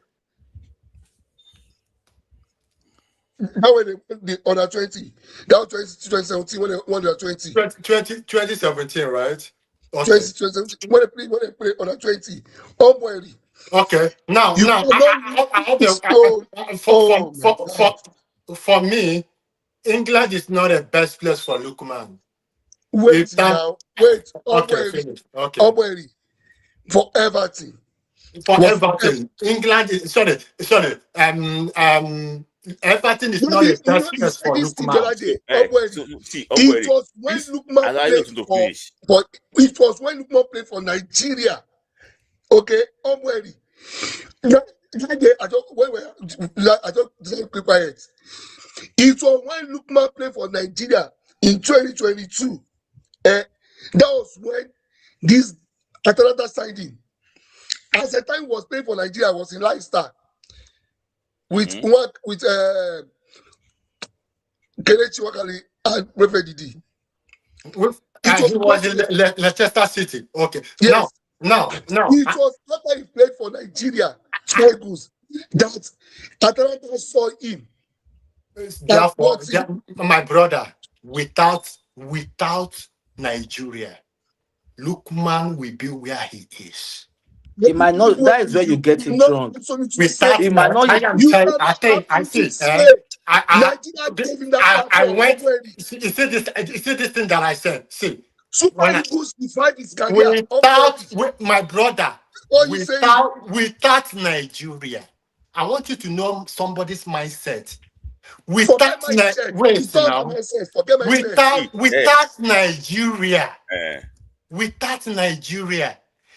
Lukman will be where he is.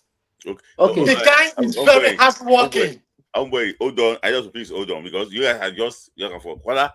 Can you move out just quickly because there's no submission yet for I just but Kola 2 minutes from you. Let me just hear from you. Okay. Please go that road now. We'll come back to you. Yeah. Let me just take it all around. First thing is let me start from where Obueri. Let me just give you this instance. If you remember, is it Tommy Warner, Tom Warner, a German player that Chelsea, Tommy Warner, that Chelsea bought. The guy was a very good player in Germany. Yeah, he was one of the highest goal scorer. Delivery. You remember? Yes, I realized when he came to Chelsea, he didn't deliver. Yes. You understand? It was nowhere to be found. Some players are not a big team player. Should I say a big team player, or big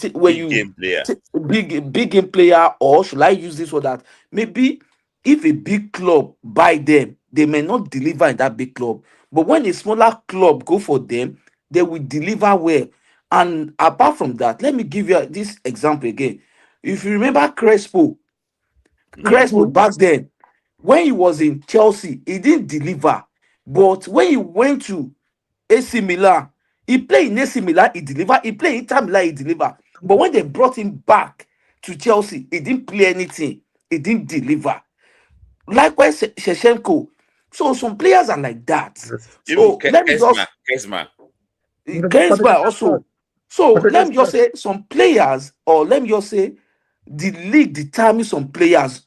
Again, let me use that. I can use that because if you look now, when he played in England, he wasn't there like that. But when he got to Italy, like it was like he revived. Like let me say, he got the opportunity. His career was up there. Look at the way he's playing now in Spain. You know that this guy is one of the top player. But do you know the funniest thing? He might go to England, then at the end of the day, he might not even deliver. You understand the point? He might go to England, I might not even deliver. Yeah. So that is by the way. And this guy, to me, I would say they should just give the under 20 coach and under 23 coach to Samson Siasia. That is the best candidate we have because Samson Siasia know how to sort after this player. He know how to bring them together because I believe he know how to talk to them like with his experience, with history. He like and those guys will be ready to die for him on the pitch. So if they want to give him the job, is the earlier the better they give it to him. So that if he calls the because if you look the under 23 is every 4 years, which is the Olympic. So it's better they give him the under 20. So he'll be able to manage the under 20 and know the kind of player you want to use to execute the Olympic. So it's better they give it to so you'll be able to know and you'll be able to work together with the Super Eagle coach. So I think under 23 is best for Samson Siasia. So that is what I can say. So that is my own opinion. So do you think that you give? Okay, yes, okay. And I think you want to ask what that? I love, but in terms of the under 17, to be sincere, I don't even know who they can give. But at least they should look for a very qualified. What about this guy? This former is it Unduka Igbadi? I don't think that's advocates. Oh, because I think Unduka Igbadi is also good if he has a certificate. I think it's also good. That is the problem. I'm not sorry. Okay, you don't have the certificate and you want the job. Why don't you go and develop yourself and get the certificate and come and fight for the position? You don't see. You can't just expect that things You can't just expect that things will be handed. You don't think that things can be handing over to you on the platter of gold. Things is not done that way. You have to fight for it. Look at Olise when he was soliciting for Emmanuel Monike for this guy. When he was saying the guy wanted to help Nigeria. He wanted to help Nigeria. Go outside and fight for it. Make your name. Stephen Keshi did it. He make ways for himself. So why not go outside and go and fight for it and do it outside? Then come back home and sorry. This guy, Amokachi should be ashamed of himself. Amokachi should be ashamed of himself. Kola, Angola have named Cisse as their coach. Congo Brazzaville, they are about to name Rigobert Song as their coach. Why is Amuneke still in Owerri doing coming sixth? Why can't you guys just go out too and also look for a job? Exactly. This is not your birthright. It's not your birthright. That is why I love Osasu at that interview that the podcast he did with Charles. Yes, if you look what Charles was trying to cover up Amaju Pinnick and some of them, and I love how Osasu he was very blunt. He did sugarcoat it. He was telling he told him point blank, this is it. These people are failed. Amaju was the one that killed the age grade. Come on. He said everything. Yeah. We just have to do the thing by the right way. You know they chop under anybody. Yes, now. Let me counter that for the first time. And Samson Siasia, when he coached under 23, he did well. But 2008, he did well. Since he was suspended or banned, what has he been doing? See, I don't like us to do this. I like people to be given jobs based on their strengths and performance, not on past. We gave Smilai and Co. They gave Manu Galba at 17. They said because he had won it before.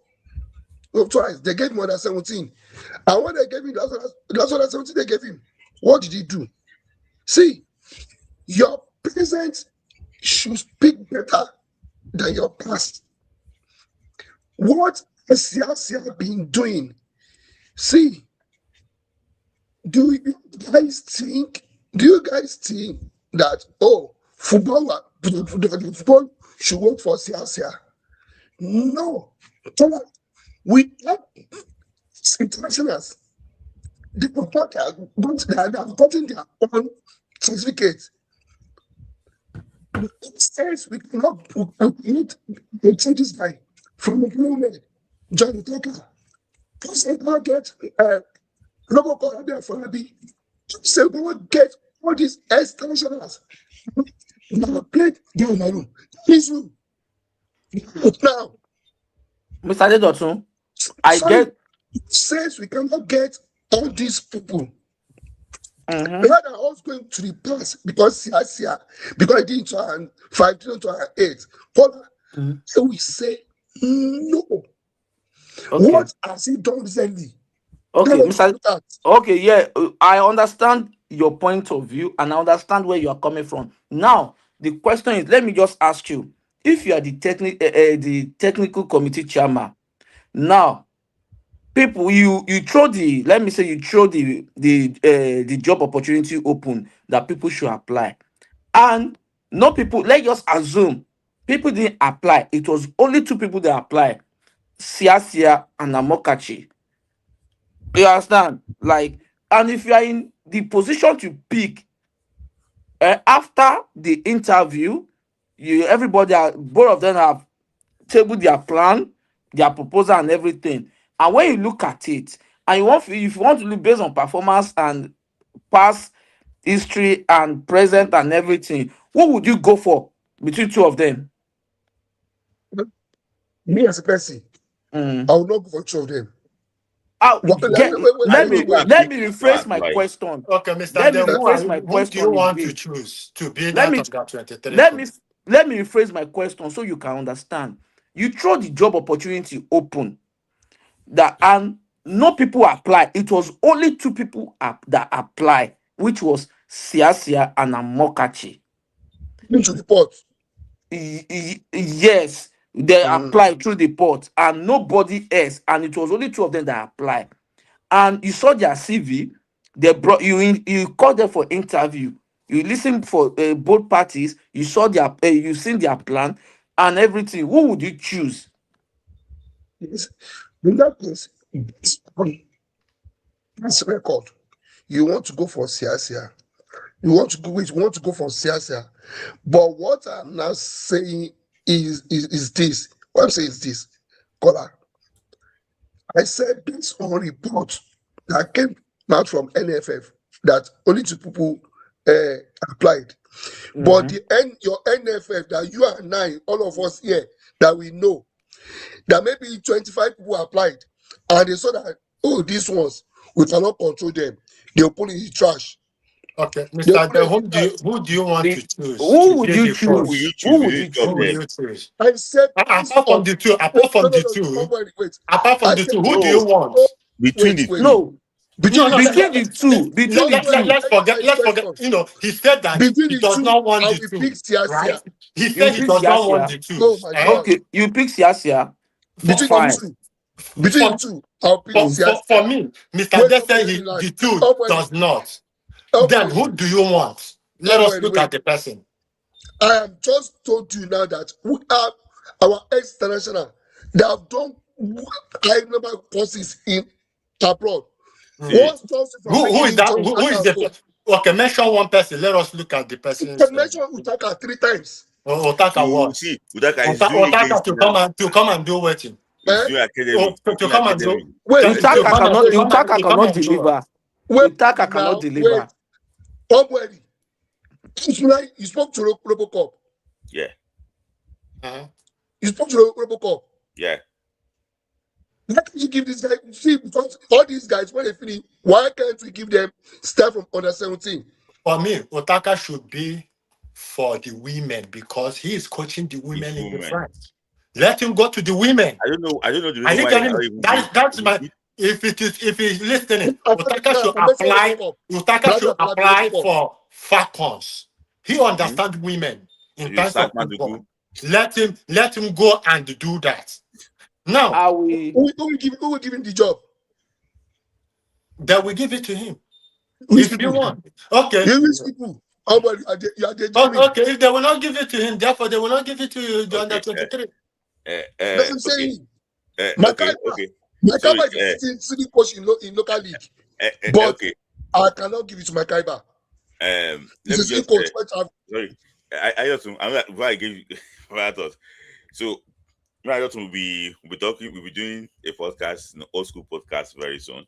But it's just because that we're just trying to put two things together. Old school podcast. It's old school podcast though. Stop talking about new things, talking about the stories of the past. It's gonna be later. We're planning some things around it. Beautiful stories. Go, we're gonna actually enjoy.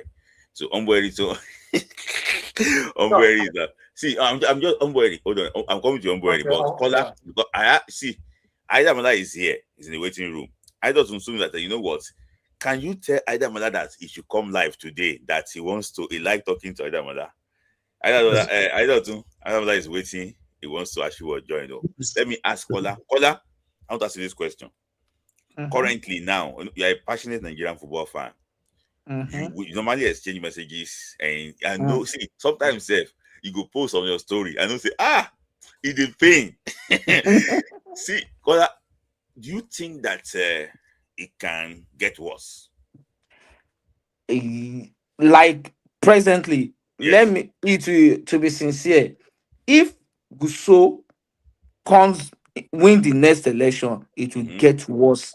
Worse was I don't know the English to use. Like, let me just tell you that the Nigeria football is damaged.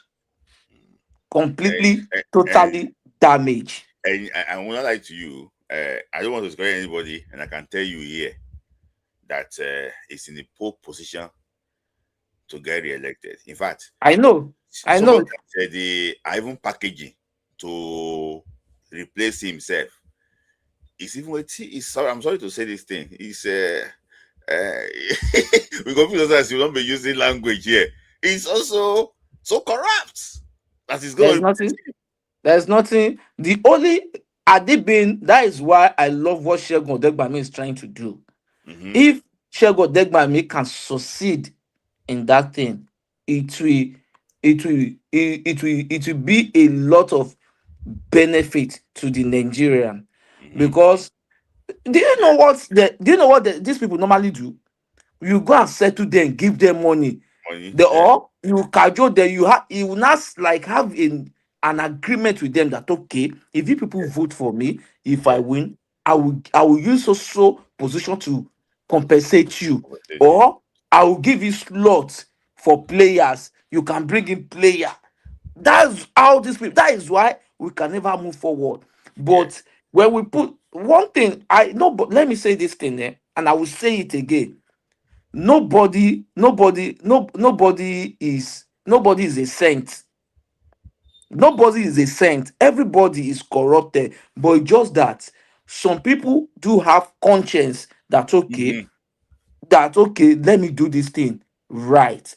Everybody is corrupt in one or two ways. But if you bring them, just bring in the people that you know that they are capable of doing this thing. But at least when you bring in these people, at least you know that these people actually did their best to turn things around. Not that the people I won't be surprised if we did not go for the next World Cup. And they will just say these people will just and see, do you know one thing? It's just that this NFF going to court against Congo or not Congo. To be sincere, I felt right from the beginning, I believe this case is not going to go in our favor. But do you know what these people did? They only do it to play on Nigeria intelligence, that they should see them as if they are working, they are trying their best. Because when you refuse to put your house in order, so you want to go through the back door. It is a totally disgrace. I won't even say this, but the issue is this. For me, and it's not to be corrected, I think somebody in that NFF killed the case. What? I think somebody in that NFF, you know what? Let's just, we don't. Let me do something. Now, us, they shout, go here. Now, what is that should go here? am I being said talk? I'm saying where then put ball for Toros, Uzol Toros against Ghana in Abuja. See people they look at them say now we goalkeeper we concede goal. So all these guys don't see this football as something. They all see as you know what, just do it. So it's all that have the passion for it. So I mean, forget Amaju Pinnick. He was the one. He is the one that lead us to where we are. He's the architect of all this problem that we are today. Yeah, I agree. Tokola, thank you for your time. Thank you. Always enjoy to hear from you. I know passionate Nigerian football fan, Kola. I just you want to say any final words before I say Smith. Yeah. Before I got into the back and forth on Boeri, I was going to say, see, you ask a question. It's a bit the lowest too. Because anything lower than this, that's disaster, would have been disaster for our football. That would be a disaster for our football. So let me tell you something that can get lower. And I'm going to tell you the reason why. If we fail to qualify for the World Cup in June for the women.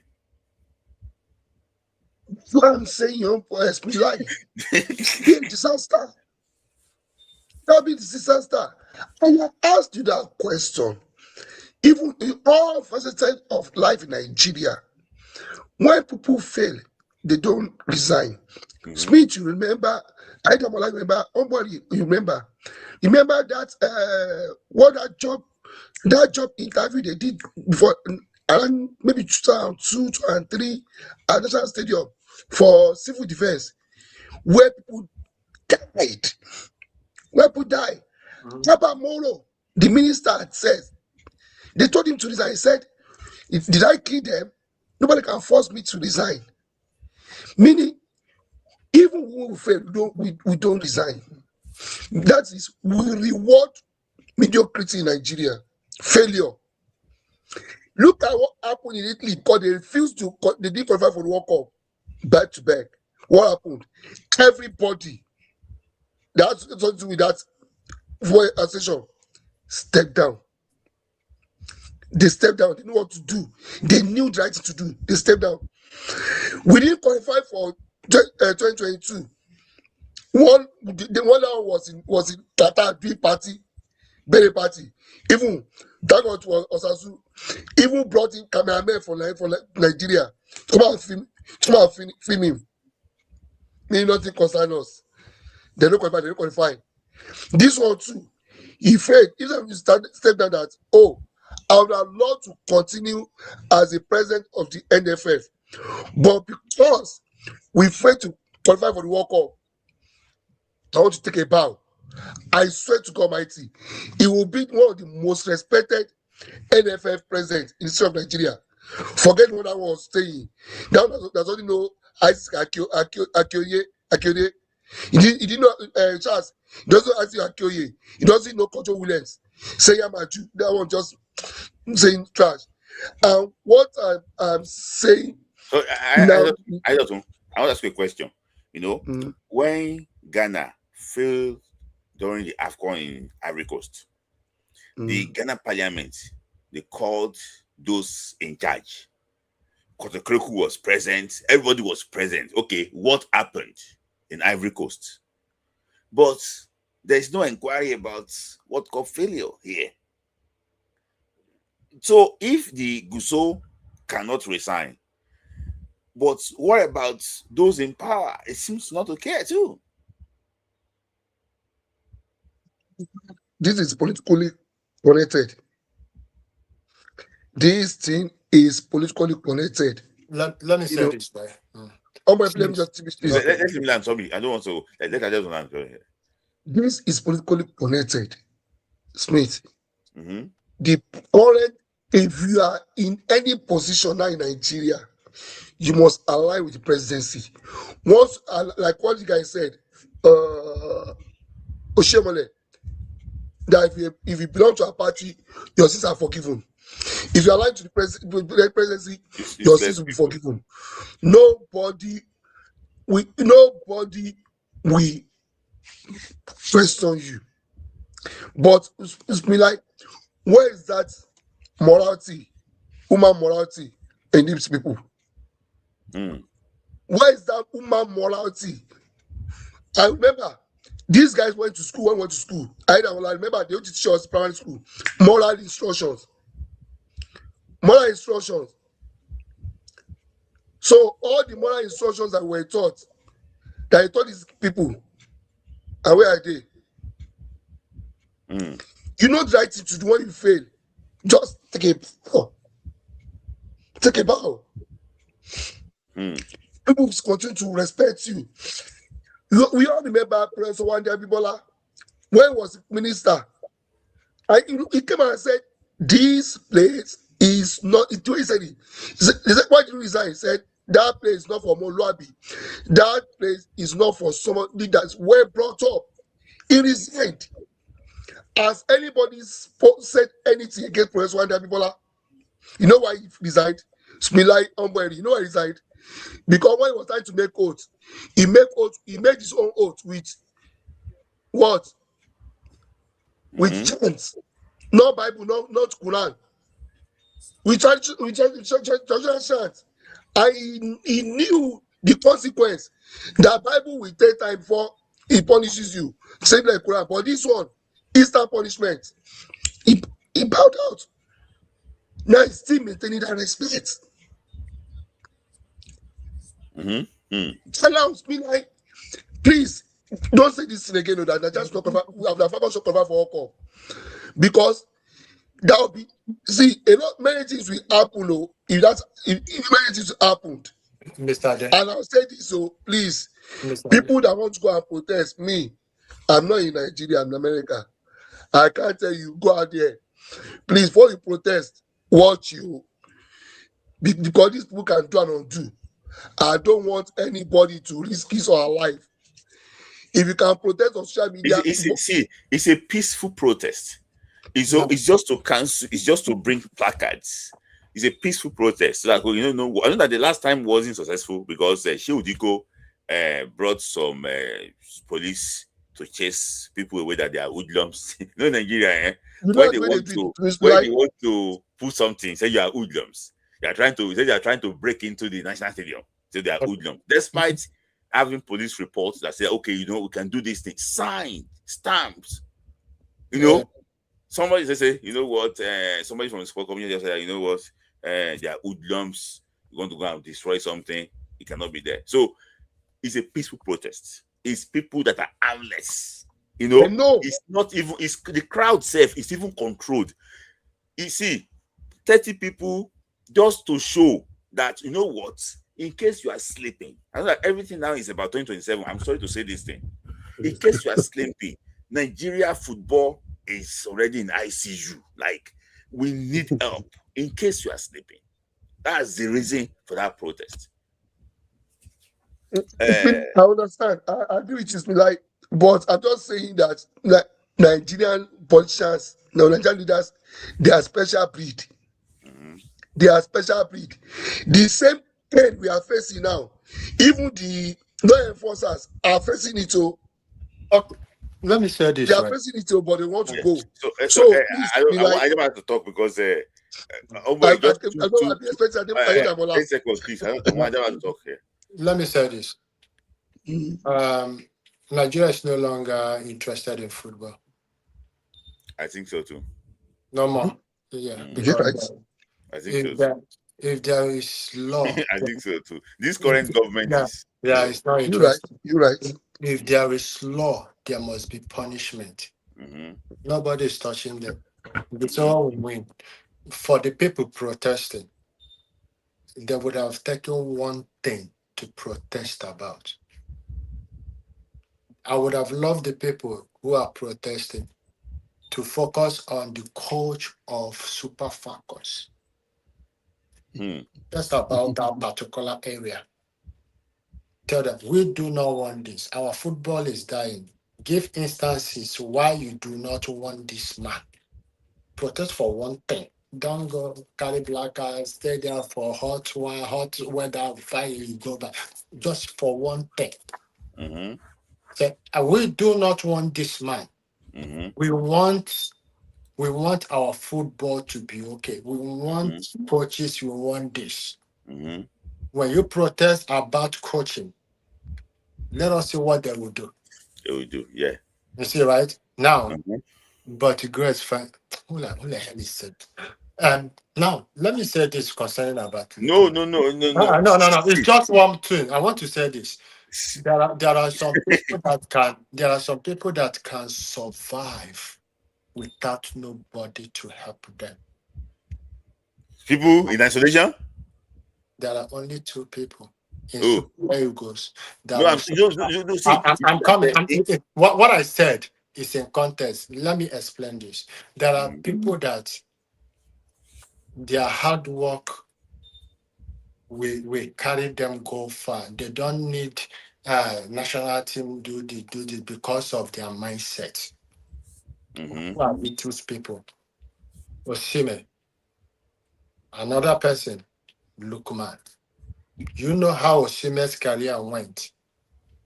The mindset. So you think Super Eagles is not help Osimhen too? No, I'm coming.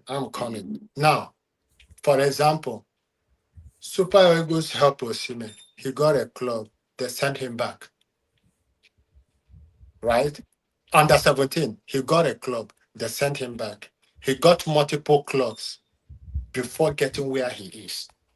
Now, my question is, without national team, have small agents say, I want to do this mindset, he will be where he is. There's something applicable to Lukman. Look at his transition. He does not need Super Eagles to survive. Yeah, okay. It does not. Okay. Because of the mindset aspects, yes. Yeah. We'll go through. I want I to talk, but let me just give me 1 sec. This is your super. I didn't read it. So Lukman fell in NPFL, but Grace found him. So that's you're gonna address more about that, please, because so I don't need to talk. Balogun Hope, thank you for super chat. I said that Choupo-Moting is the best managed African player of this decade. Agents, as I said, Chico is face the same problem. No alcohol for face at Milan. Now why they pack them go Premier League? Okay. Look, it's because of his parents passed away. Somebody's died. That's why I know what is going on with you, Chukwueze. If you know what somebody, I know what is going on with him. Nobody should say it because Iwobi is 4 goals and 3 assists. Chukwueze has 3 goals and 4 assists. And he has played 21 games. And Iwobi has played 31. You see my point? I know what I'm saying. Do you think that players below who actually was Super Eagle? For me, Zachary, the boy from AC Milan, it's not a Super Eagle. It's not Nigerian. I think it's from Switzerland. It's Swiss. Swiss. It's not a Nigerian. Bruno Obost is also what? It's also Switzerland, so it's not a Nigerian. So they're not Nigerians. They're not Nigerian. So okay. The floor is yours, Aidabola. So then we'll now wrap it up. Yeah. I know that you want to address some few things. Yes, mate. Thanks for having me today again. Yeah. Today again, I wasn't planning to come in. I know you didn't plan it. So we triggered you, But yes, it triggered me again like last week, and it's always about humble statements sometimes, which I get. So I love the argument. Whatever he said, I will keep notice. Then I will respond. No problem. I love this argument. You understand my thoughts. Go ahead. Let me mute myself. Well, I just want to say, I don't need to argue. I just want to give my point, Yeah. So, it's so funny that you put in my super chat just now about what I said, that Lukman fell in EPL, but found grace again, Now, I'm sorry I have to do this. I know humble is a priest, right? Humble is a priest. So, it's like a pastor. So, there's a scripture that always comes to my mind that has helped me in life, I know this is not a religious show. This is a sports show, but please, pardon me. I would like to just give this verse. I think it will help everybody, Yeah. In the book of Ecclesiastes, chapter 9, verse 11. Yeah. New Living Translation. Not King James, not New King James. New Living Translation. It says, I have observed something else under the sun. the fastest runner doesn't always win the race. And the strongest warrior doesn't always win the battle. So because you can run a race, doesn't mean that you win it. Usain Bolt Usain Bolt might not be the fastest man in the world, but opportunities, he had like some opportunities, right? Training, coaching, and he came on stage, right? Now the strongest warrior doesn't always win the battle. The wise sometimes go hungry. I'm sure you've met people in life who are very wise, but they live in the village. They are not rich. Yes. And the skillful are not necessarily wealthy. So just because someone has a skill, I mean, come to America, people go overseas, they get masters and PhD. Does it mean that they get wealthy? No. No. And those who are educated don't always lead successful lives. In our case, it is all decided by chance. So I'm sure you've met people who are highly educated. You even have more education than them, but they are struggling in life. I'm sure you have people who you went to the same school with, you guys were in the same class, but they're nowhere to be found. Best students then, Best. It doesn't mean that they are not good. It's just now the last verse, the last place there tells you the reason why. He said it is all decided by chance, by being in the right place at the right time. So I pray we all find ourselves in the right place and at the right time. You see, Lukman found himself at the right place and at the right time. And that helped his career. We can't take it away. Nobody can succeed in isolation. Sometimes your environment, the circumstances, the things you are going through can affect you. It can push you forward or push you backward. And now if it pushes you backward, that is where your resilience comes in, your tenacity, your ability to come back. There's a story I like, the story of Ousmane Dembele. You know, Dembele, when Dembele was in Borussia Dortmund, he was my best young player in the world. Like, the guy was so good. Then he went to Barcelona and he struggled. And I remember I was telling one of my friends that this guy has the chance to be the best player in the world. You know? And the argument then was that, oh no, Dembele is bad, he cannot succeed, he's a bad player. And I remember, I think he went to the 2018 World Cup. But I don't know if Dembele played in that World Cup. But he was there. Now, maybe him going to Barcelona affected him because Barcelona is a team with stars. You know, I think Messi was still there at that time. So maybe he was overwhelmed. And he couldn't express himself in Barcelona. What did Dembele do? He left Spain. Also, maybe also the Spanish culture, maybe the food as well affected him. I don't know. Then he went back home to France. He went to PSG. Now, we can argue that PSG is a top team, right? That, PSG is one of the top team as well. So, but then the difference is that PSG, not everybody watches PSG. Not the only time people watch PSG is maybe Champions League. But most people don't watch the French league the way they watch the La Liga. Now, Dembele was able to express himself. And the Dembele that I knew in Dortmund came up again. Remember, his career was going down. Yes. And now the rest is history. Now, today, Dembele won the Ballon d'Or. I think, was it last year? So, it's the same with Lukman. Lukman is a player that has potential. Remember, Lukman started at Charlton Athletic. You see, I followed Lukman's career since he was at Charlton. Everton bought him. Did you remember the first game he played for Everton? Remember he scored against Man City? Yes. You know, I watched that game. He came on that match. He came on and scored. He came in and he scored.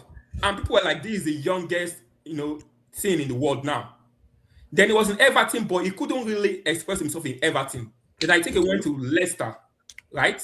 Yeah. Then he went to Fulham. In his last time, when he was in Fulham, before he left Fulham, something happened where he tried to do that penalty, play that penalty, the one similar to what the other guy did for Morocco in the AFCON. Remember that penalty that Lukman took and he missed? That it was so embarrassing. The English media went against him. everyone was against him. Lookman had to leave England, and then he went to Italy. But before that, he was opportune to play for the Super Eagles. Mm-hmm. He came in, played for the Super Eagles. Now, Umbo, I think we sometimes underestimate the power of playing for a national team. Exactly. National team gives you confidence. You meet players from different clubs, different perspectives, different insights, and it's like mind rubbing minds. You know, iron sharpens iron. You know, you see Iwobi, you see, Osimhen, you see all these guys. It does something to you. It does something to your confidence as well, and it helps you. Lookman had to leave England. I don't think because Lookman was born and raised in England. I don't think he wanted to leave England, but he had to leave England. And he moved to Atalanta where nobody knew him. And they was able to Damola, he first moved to Leipzig in Germany, but it wasn't successful. It wasn't eventful. Yeah. Then I don't know when. I know he was in Leicester, then Fulham, then Leipzig, maybe from Leipzig to Fulham. And then I think it was in Leicester before going to Atalanta, right? I think I can't remember. Leicester. You're right. One thing I would say is that one of the reasons why Leicester got relegated was because of Lookman. When they sold Lookman, they did not find a replacement for him because the new owner, I don't know what he was doing with the money. And I remember telling someone, I said, this guy did not find a replacement for Lookman. Leicester will go down this season. And Leicester went down. Now, in between, Lookman found himself in Atalanta. And then he was able to shine in Atalanta. Now, this story I'm giving does not happen to every player. And that takes me to the whole topic of, maybe he would have played for England or not played for England. You have to remember that when Lookman was coming up, at that left wing, England had Rashford. England also had Raheem Sterling. And later on, I think Grealish came in as well, right? Jack Grealish. So there's no way he would have penetrated into the England team. Even if he was playing for England, it would have been maybe 5 minutes, 10 minutes, and things like that. And one thing you need to know about England is that the moment you leave England, it's like the coaches don't see you again. Look at Tomori. It's like they don't really care about you again. Maybe you have to, except if you are as good as someone like Ikenne or someone who is so good, But Ikenne was older when he left England to Bayern Munich. So it's different. Bayern Munich is like one of the top teams in the world, So there is no guarantee that Lookman that we know today would have played for England. And I'm telling you that if Lookman had not played for Nigeria, even today, I know people are saying, maybe even though he's playing for Atletico Madrid, there's no guarantee that this England coach that I know would call Lookman. There's no guarantee, guys. So at the end of the day, Lookman made the right choice at every given time. Maybe it was, I don't know what happened. Maybe someone is praying for him. Like, he made the right move at the right time. Even leaving Atalanta, he left Atalanta at the right time to Atletico Madrid. Now they're in the semi-final of the Champions League, and anything is possible at this time for him, So and also one thing we need to know as well is that football is highly competitive. So when Iwobi was in the Arsenal Academy, he was in the same set with, I think, Chuba Akpom, and there's another guy I can't remember. But nobody really talks about Akpom today. I know he's somewhere in the championship trying to get back. I know he went to Ajax Amsterdam and things like that, Look at Bassi. When Bassi went to Ajax, Bassi was seen as the black sheep of Ajax. Then he had to leave Ajax, right? And look at him today in Fulham. If he had not gone to Fulham, I don't know what would have happened to his career. So that takes me to the topic of the issue of, maybe a player is not hardworking, that is the reason why. No, sometimes it's not about that. Tammy Abraham is a good player. It's just that he found himself in some unfortunate situations, and circumstances. Sometimes maybe he found himself in the wrong club at the wrong time. Remember what I told about Dembele? If Dembele had not moved from Barcelona to PSG, I don't know what would have happened to Dembele. So, and one thing I would say is that there's so many other factors that affect a player when you are going down, that is where discipline comes in. That tenacity, that I won't give up attitude, and that's why I like players like Osimhen and Lookman, So I just thought I needed to say that because this whole thing of Lookman, I know for the past week there's been this argument of if Lookman had hold on, maybe England. There's no guarantee, guys. And playing for national team boosts your confidence. I don't care what people say; it helps your career. In fact, if you play for a national team, at the worst time of your club career, your agent can use your national team to sell you. Look at Leon Balogun. Leon Balogun played for a longer period in his club career. Why? Because each time we leave the club, all they need to say is that, he played at the World Cup. Look at him. He had maybe 50 caps for Nigeria, this and that. And he finds himself a good club.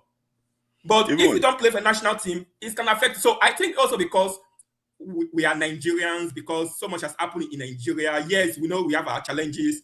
We sometimes look down on our country and feel like, who does Nigeria help? Who Nigeria? You know that attitude.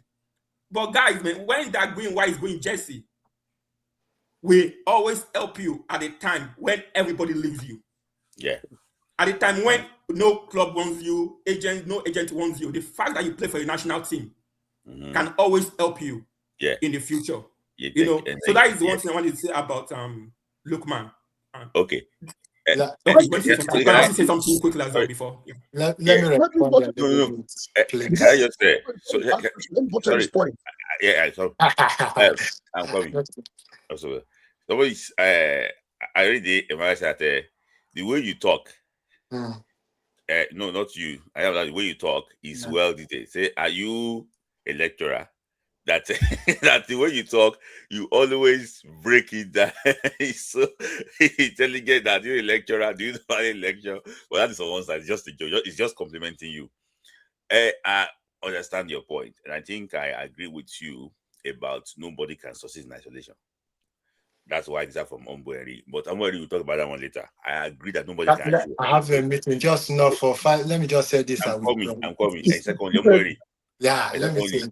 To back his last point, that Simeone said that they watched Lookman during AFCON.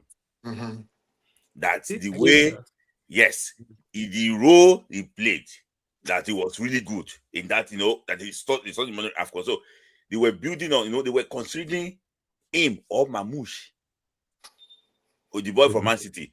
So they went for they went for him ahead of Mamouche, instead. So, see, I know of a Super Eagles player wife. It's not this, he came on Instagram Live.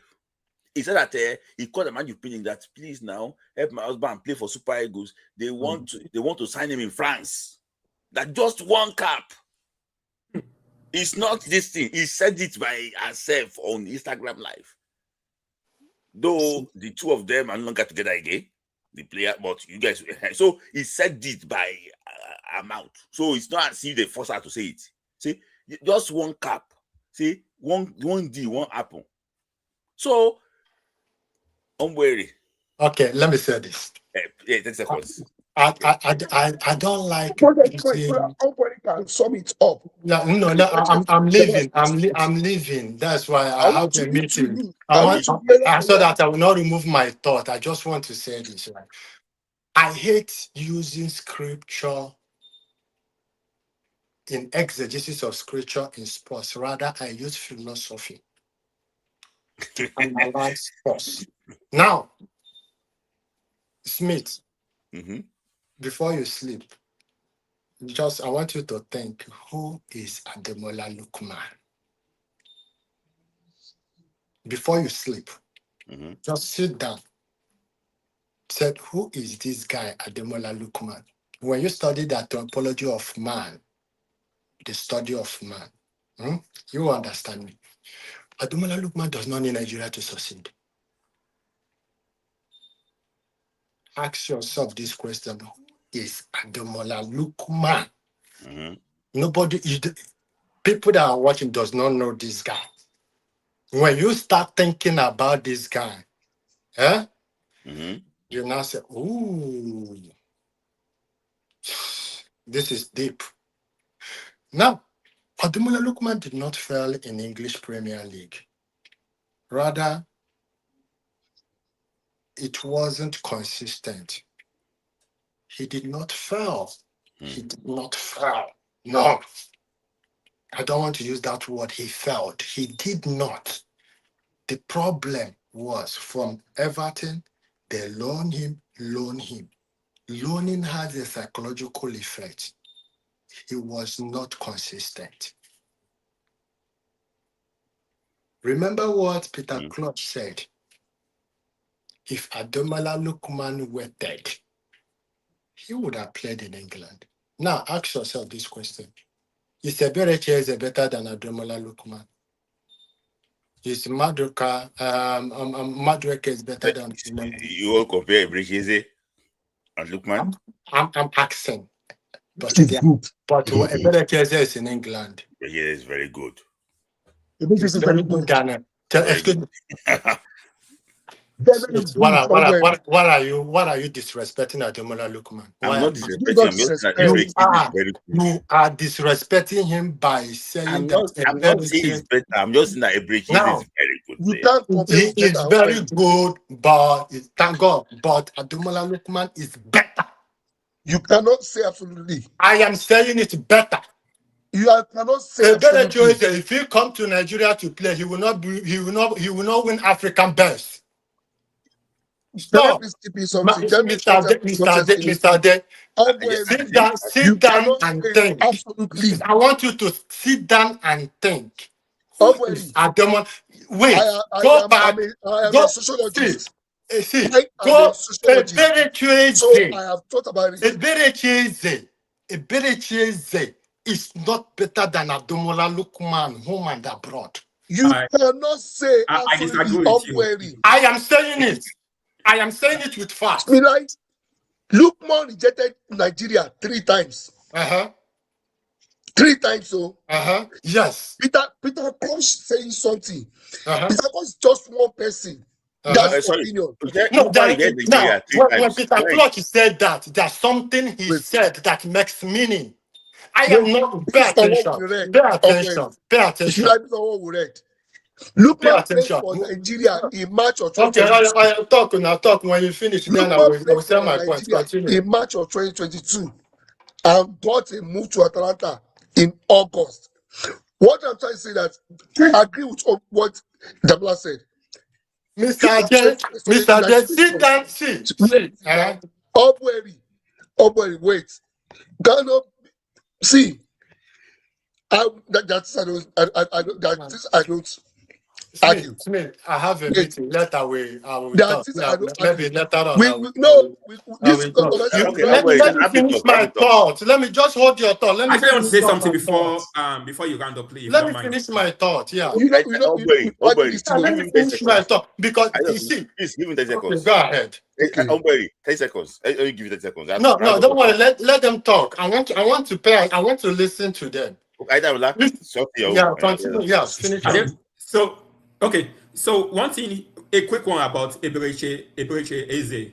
It was in the championship, right? And I think he played for, is it QPR, right? QPR, yes. So then Michael Olise played for Reading, right? Yes. Yeah. So QPR, we missed a chance to get Eberechi Eze, and I hope we don't miss that chance with Aziz. Thank God Aziz is going to play for us soon, Now, Eberechi Eze is a player that had more consistency in his game in England. Yes. From QPR, he moved.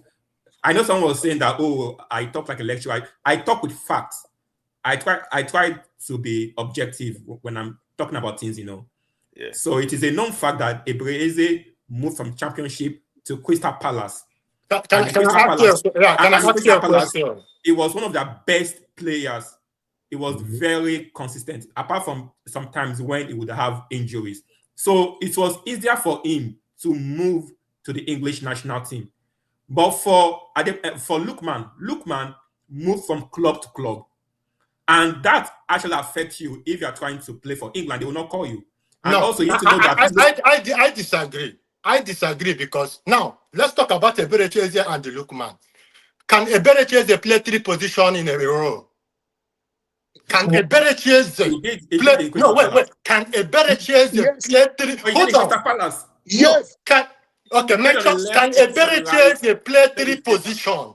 Mention the 3 positions. I've just told you that sometimes he played on the left, he played on the right, sometimes which left and the right? Yeah, did you watch Crystal Palace? He is not. He is not playing anything. He is not playing anything. No, I disagree with both of you. You guys are not saying it. Okay. Let's look at from Ombweri's side now. I want to ask. They are not saying anything. Let me ask. I want to ask them this question. He said that can easy have that type of influence. Look, man, actually what add. So I want to ask you to because I want to wrap it up now. I don't want to be 3 hours. 30 minutes again. Yeah. I want to ask you this question. Do you think that Eberechi can impact Super Eagles? Definitely. No. He will not. The way Lookman. He will not. Super Eagles under when Victor is not playing. He will never. If we had Eberechi in the Super Eagles, all this creativity problem we're having, we will not have it. And Eberechi, imagine having Eberechi, Osimhen, and Lookman in the same team. That is like a word beater. I'm about to say a World Cup winning team. Yes. Okay. Mr. Eberechi, if Eberechi has played for Nigeria, he also has the potential to win the CAF Player of the Year. In fact, I'm not saying that. I try to be very careful about comparing players because everybody has their destiny. But I'm just saying that Eberechi is just as good as Lookman, probably even better.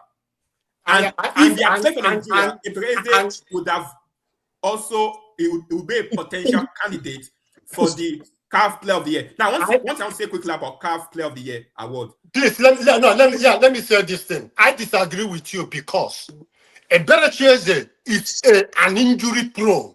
Number one. I know that. I'm coming. Eberechi was the one that went to the interview and said that God saved him that he did not play for Nigeria.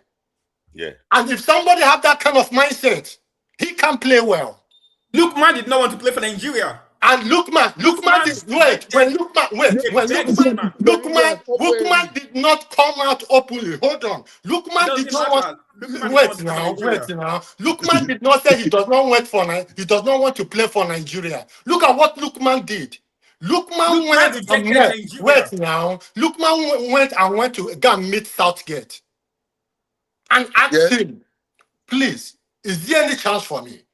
He said no. He switched. Very intelligent. But this man Mr. Hold on, wait. This one came on the podcast and be telling us, thank God saved him. That he did not play for Nigeria. And the Honor now came and corrected this guy. Nedu came and corrected him. Don't say that. And if somebody now, I'm talking about people's mindset. And if somebody have that kind of mindset, okay. Do you think that he will perform in his country? I want to ask one question. Go ahead.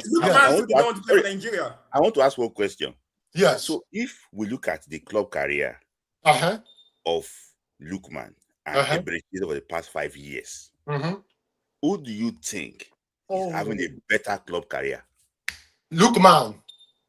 Let Eberechi go and score 3 goals that nobody have done in the history of Europe. So, okay, another question is this. Do you think Eberechi's career, based on his career in the last 5 years, can be nominated for the African Player of the Year if he's playing for Nigeria? No way. Yes. Excuse me. Hold on. You guys should wait. Can I say something? You guys should wait. Hold on. Let's talk. Hold on. No, hold on. Let's play. I love this conversation. Wait now. Let's play his playing when Osimhen won it.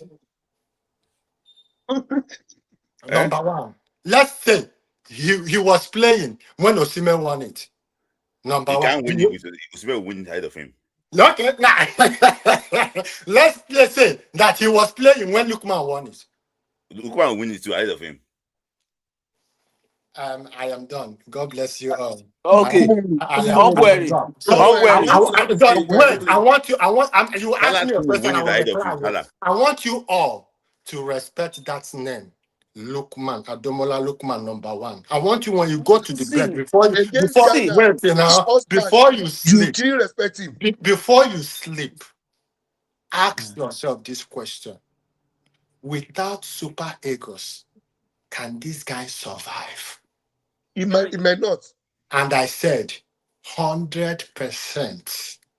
He might not. Why did I say so?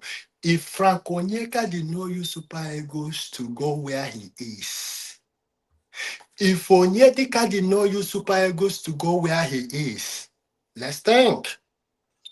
So, don't worry. You want to ask me a question? Can I chip you something? I want to leave. Yeah. Don't go first. Don't go first. See, this is it. You have won the argument. Don't worry. Do you know? Nobody didn't win the argument. I want you guys to come. No, I am ready for you. No. Let me. I'm ready to argue with you. I am ready. This is it. This is it. We take it to Instagram live. We didn't win. Hold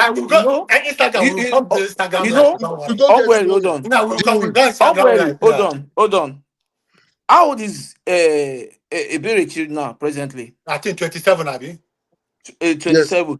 Yes. Okay. Lukman is 28. When did he make that comment?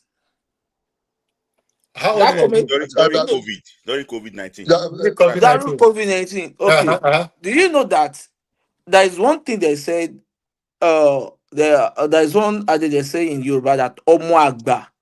You know, there are some which is an elderly child. You understand? Meaning who grew up with an old people and elderly people that understand the language of the body, which means they know what to say at the right time and they know when not to say some things, some certain word. You know that I just believe what Eberechi said that moment. That wasn't the proper way for him to put the word. And I just believe the mentality he has that time compared to the mentality he has now, there is a huge difference between it. And I will put one thing. I want to ask. He was 21. Yes. Hold on. First. Remember, I want you also remember. I know you will talk. I want you also remember they invited him to the national team. Go ahead. But they didn't give him the opportunity. Okay, now let me tell you something. I want to tell you something. Had it been Eberechi and Olise, Michael Olise, were part of the Super Eagles that went to this Nations Cup, what do you think would have happened? Okay, now let me tell you. Can I talk? Let me talk. Yes. Assuming that what is Olise? Michael Olise, yes. If Michael Olise was in the team when Finidi George was the coach. Yes. Forget Finidi George. Forget Finidi George. Don't divert the topic. I am coming. Do you know why I put those people? I put them because Lukman came when Iguavon was there. Are you getting me? Let's say that Michael Olise came when Iguavon was there. I think that guy is very, very stubborn. I want you to know. Go and studied him. Michael Olise is a very stubborn guy. Olise is a very stubborn guy. I am telling you, he might not even survive in Super Eagles. I'm talking about this. It was Erichel that took them to the last Nations Cup. I'm talking about when you talk about Erichel took to the Nations Cup. Now, when you talk about Erichel, right? Yes. All of them come. That is when I wanted to set this question. Look at my question will be: let all this NFF doing their shenanigans, but keep it chill.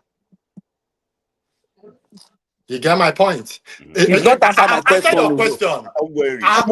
are diverting. No. I answered your question, but you are not paying attention. Don't worry. Let me ask your question, but you are not paying attention. Ask the question on his behalf. Look at the question I said. Look at the answer I gave him. You cannot answer. You cannot ask a question to answer my question. Look at the answer I gave you. I will not do. Look at the answer I gave you. It was because of this topic I came back online. Pay attention. You are not paying. I said, let NFF be doing their shenanigans. Pay attention. Let NFF pay attention. Let NFF to be doing their shenanigans. But keep Don't go to that. This is the question I ask you.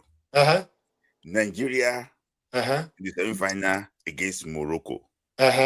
You have Eberechieze, this current form, and Michael Olise, Lukman Osimhen on the pitch. On the pitch, okay. Forget about NFF. Okay, yes, okay. I think we have advantage over them.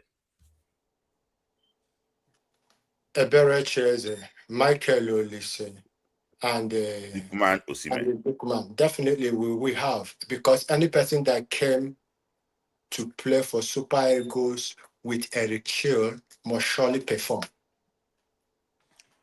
Now, let me not tell you. Ask me the question. Yeah, go ahead. Go ahead, don't worry. This is it. Let me listen to him. I know where he's going. Go ahead. I know where you are going. See, what I want you to understand is, because if you look at how Eberechi have improved in terms of his football, in terms of his game, you know that if this guy like play for Nigeria with the way Erichel is handling the team, like this guy will be he will be competing for the African best. Okay, now can I ask you a question?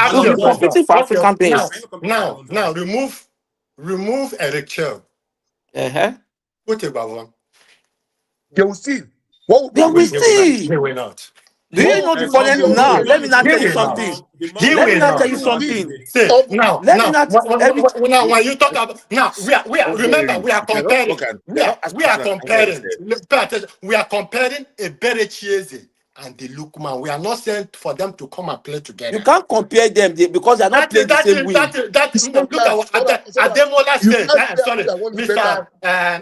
Ademola said that Eberechieze is more even better than Lukman. That is what I stack up. They are not playing the same way. They are not playing the same way.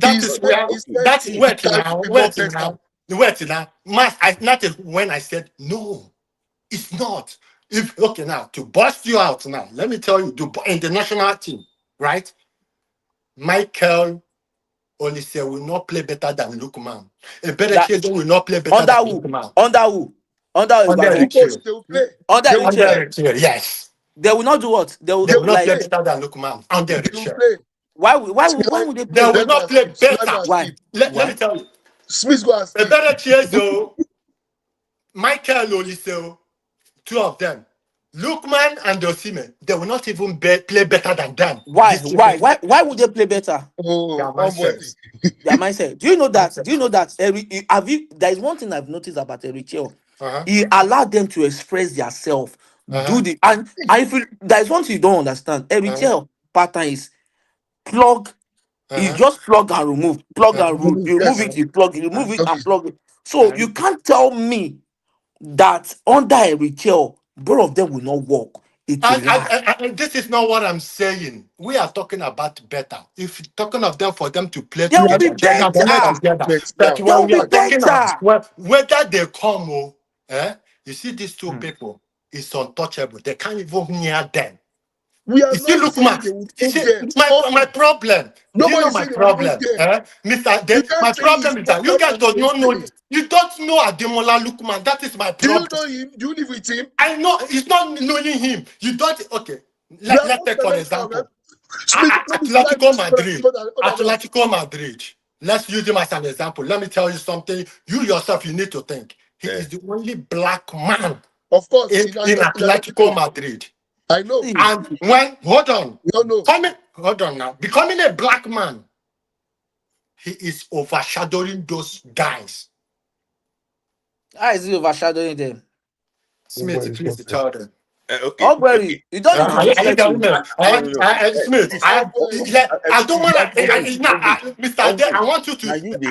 Not you ask me. Wait, let me tell Mr. Ade. Not you call me. Please, why did Simeone remove Ademola Lukman? Why did he remove? You can do me one favor. You have to come on IG You have to come. You have to start coming to Hygiene now. Yeah, you have to start putting this matter. Please, I want to hear final thought from you because you have just been just final thought 10 seconds from you then to call. No, I don't have much. Please, yes, I will try and move very fast. You see, I don't like comparing players. I try as much as possible to distance myself from comparing players. The reason why I said that Eze is probably better than Lookman is that Eze has had a more consistent performance in the EPL. And that is why England called him. Remember, England never called Lookman, you know. Now, one thing is this, consistency is very key, you know, in the game when you play. Consistency is key. He was consistent in QPR, he was consistent in Crystal Palace, and then he made a big move to Arsenal. Now, what helped Lookman is that Lookman is always at the right place at the right time. He has the tenacity, the audacity. It's like, you know what, I'm going to show you that I'm the best, you know. And one thing that helped Lookman is that he won trophies. You know, Osimhen won AFCON best because CAF Player of the, I always forget what it's called, CAF Player of the Year, because he won Napoli, right? They gave it to him. Following season, what is it? Lookman won with Atalanta, the Europa League, and then because of that, he won the CAF Player of the Year as well. Now, one thing I need to tell you is that Lookman by himself, he has said it. Now, Umbu, you are not a spokesperson for Lookman. I am not. Lookman said it with his own mouth. With his own mouth, that playing for the Super Eagles has helped his career. Yes or no? He said it with his mouth. Yeah, I know. So that we are is not his supposed father. to We're not his mother. He said it with his own mouth. So he knows how Nigeria has helped him. And when he was on that stage, he also made mention that his career went. Remember, he made a statement during the CAF Award. Remember what he said? That something happened to him some years back and he was down. Yeah, I think he was talking about the incident with Fulham when that penalty, you know. So these are the kind of things. So at the end of the day, he won it. Now with Ebereze, the difference is that Ebereze went from Crystal Palace to Arsenal. Now I'm a Chelsea fan, but I don't have time to banter Arsenal. You know, they've not won in a long time, so that could have probably affected Ebereze's chance of winning CAF Best, you know, of the year, right? But it doesn't mean that he cannot. Damola, Eze's goal. It's not because of you went to Arsenal, they invited him to. Let's finish. Sorry. So I'm just so end of the day, there are two different players, but Lookman found himself at the right place at the right time, but he went through a lot in England, and there's no guarantee that he would have entered into that England team. Now, a quick one before I go. You asked a question, this away from the Lookman issue. If the Super Eagles, if the Nigerian team or the NFF, things can get worse than this. Smith, I think you asked that question, right? Yeah. Can things get worse than this? Yeah. Yes, the answer is yes, things can get worse for Nigeria than this if we keep making the same mistakes. Thanks. Now, one of the issues is this. Till today, we don't have a home stadium. Yeah. You know, I thought by now they would have done something to the Abuja Stadium, right? Maybe give a foreign contractor, find someone to give us a world-class stadium. Because at the end of the day, these players are able to express themselves in a good pitch. So what is the point of playing in a bad pitch? At the end of the day, you still go and play a away game and still struggle. So there's no guarantee that we can even win our home games because we don't really have a good pitch. I think the Oyo Stadium, we have to leave the Oyo Stadium. So as long as we don't do anything about our home stadium, Nigeria might struggle in the next World Cup qualifier. So it seems like they don't want to go for the 2030 World Cup. Yeah. Based on what is going on now, I don't think Nigeria is ready to go for the 2030 World Cup. Now, one thing that will help Nigeria though is if we can keep Eric Chell. Now with Nigeria, anything is possible because there is this cabal, you know, this group of people who want him out. Yeah. But if they kick out Eric Chell, and if we don't find a good, conducive home stadium, Nigeria might not go for the 2030 World Cup. Yeah, I agree with you. Thank you, Adamala, for always smooth talking. Thank you. I have to just jump out now quickly. Thank you for your time. But I don't always talk. So I just want 30 seconds too, please. We have to go down. Says that I'm only appealing to the president of Nigeria to please intervene. Bola Tinubu, that wait. I'm not. You all know that I'm not a fan of his, but you should please intervene in this football. If you can get our football right, I wouldn't even mind to tell people that I know to please vote for him. If you can do that one for me, can you get? If you can get 1 million votes, you will do it. No, I'm just saying, Smith. If he can do that, I'm sure that even brings some what do you call it, pity votes for him. Yeah. That is this only thing that gives Nigerians joy. Please intervene. If you can say, okay, Guzo, let me give you political appointments. Leave NFF. Let them put that people. So maybe that might even galvanize pity votes for him. But all I want is, I don't want these people. The destruction they have done to our football is enough. Smith, you spent something that Morocco is planning for next winning at playing well at the 2030 World Cup. And winning the next one. Like you and I remember, we said that if you had gone to 96 and 98, that would have won the AFCON three times in a row.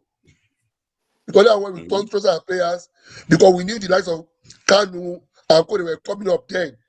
But now, look at Morocco is doing. Smith, remember what FOD said? That an 8-year-old boy in Newcastle said his dream is to play for Morocco. Now, because Senegalese, when he goes to Morocco, he feels at home. Nobody judge him.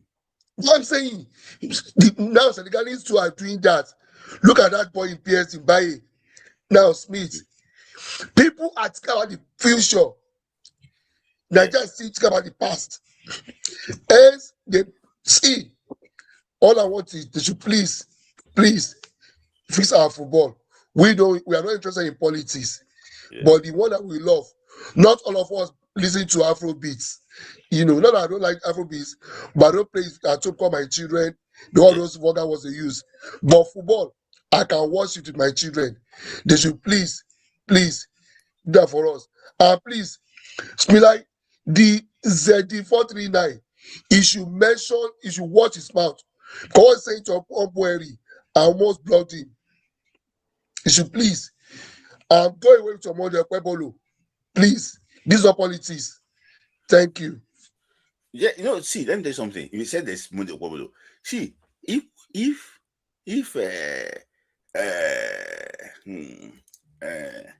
one day Kwebolo can give us sit down like Senegal, I will come and be wearing. See, instead of this cap, I'll be wearing that star cap they use in Nigeria now. Yes, if he can give us. I think I'm blocking somebody. Yeah, go ahead. Block. I will come with barbaric. See, we just want the country to be good. Thank you for your time. Thank you. Yeah. So, Kola, 30 seconds. This is it. It's not that the problem we're having is not that if they give. I just want to give this thing. It's not if they give more than Pablo that he can't deliver.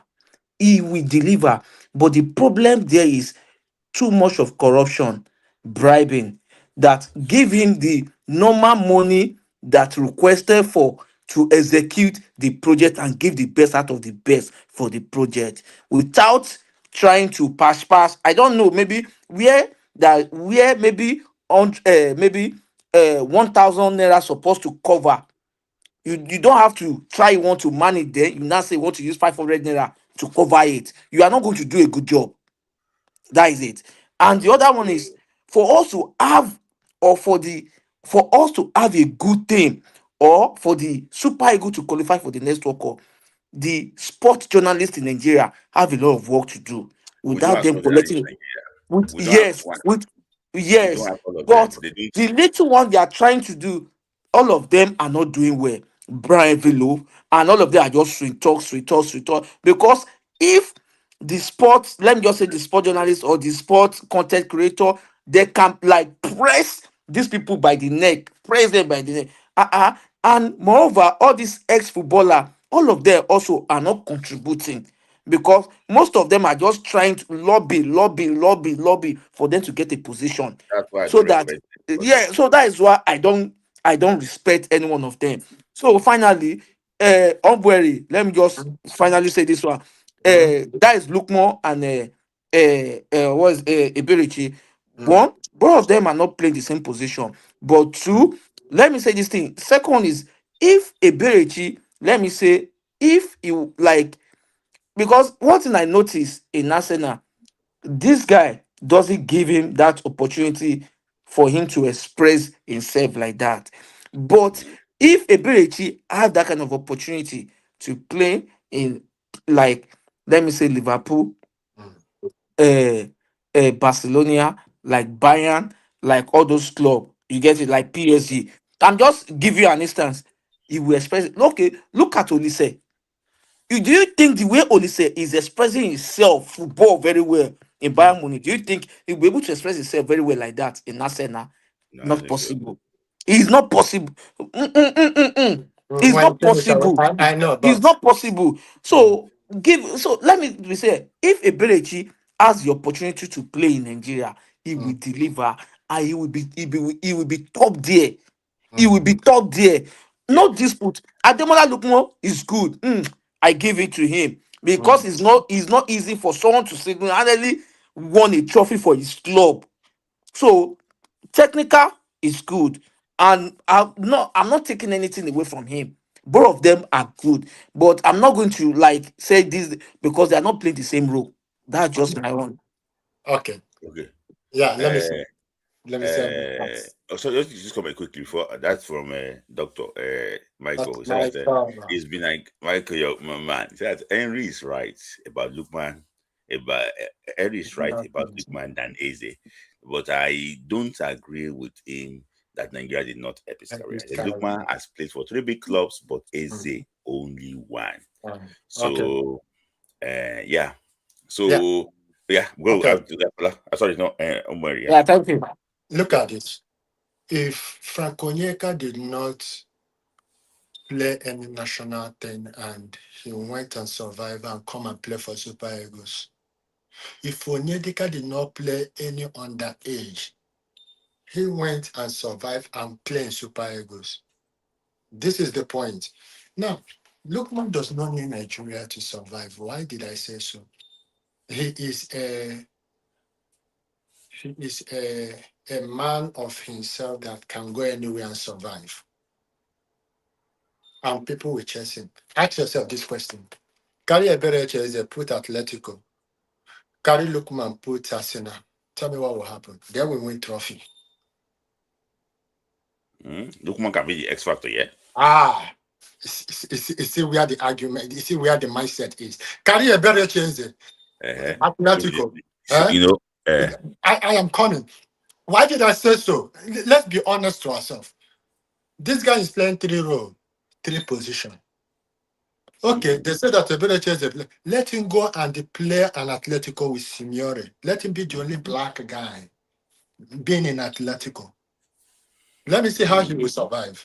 Okay. You see that, Smith, if you go back, this thing I'm telling you, go back and think about this. I'm just telling you, look at this guy. Look at where he is. In the midst of where nobody is.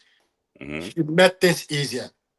They were playing in Copa del Rey final. They removed him. Everybody is shouting. One person, black man, in the midst of the white sheep. You see, people are not looking into that area. He is the only person black, no other person. He is the one, but he went and excelled. Look how good he's scoring. And I begin to suspect that maybe they removed him because of, I guess what, Arsenal. Look at the chances he created against Arsenal. Now, Arsenal people are complaining it's because of the pitch, it's because of this, it's because of this. Yeah. People do not know him. Yeah. Now, so that is why when we are saying national, he's a man of progress. Yeah. He keep on moving. Yeah, you said your point clearly, and yeah, that today it's not as if you pick the odd point. Some people tend to actually agree with your point, why today I'm even surprised that majority of people actually can see it from your own angle. Yeah, it's what somebody said he's better. No. Yeah, but no, humble, always nice to actually have you this on Friday night, I will come live. I'm coming live on Instagram. Let's finish the yeah. All right. Thank you, humble. Thank you. No problem. Thank you, guys. Thank you. Thank you. So that is humble, always nice to have him around. And you guys are my trigger. I'm very we have philosophy, we had everything, but I thought that I'm going to spend only 2 hours today, as usual, against 3.5 hours. But I want to appreciate all of you for your time today. It's been wonderful. Like I told you, they're going to be doing a new podcast, so watch out for that. And there's going to be other programs too. We're planning, but it's just that my schedule is just too tight. That's the reason why. So we're going to be planning. I'll be coming regularly.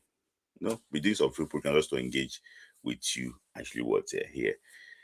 Thank you guys for your time today on that Friday night. Happy New Month to everyone. So today is Unity Cup month. By next week, we should be getting the list of players for Unity Cup game. So there's going to be a lot of things to actually discuss around that time. Thank you guys. God bless you. God bless Nigeria. And God bless the continent of Africa. Thank you.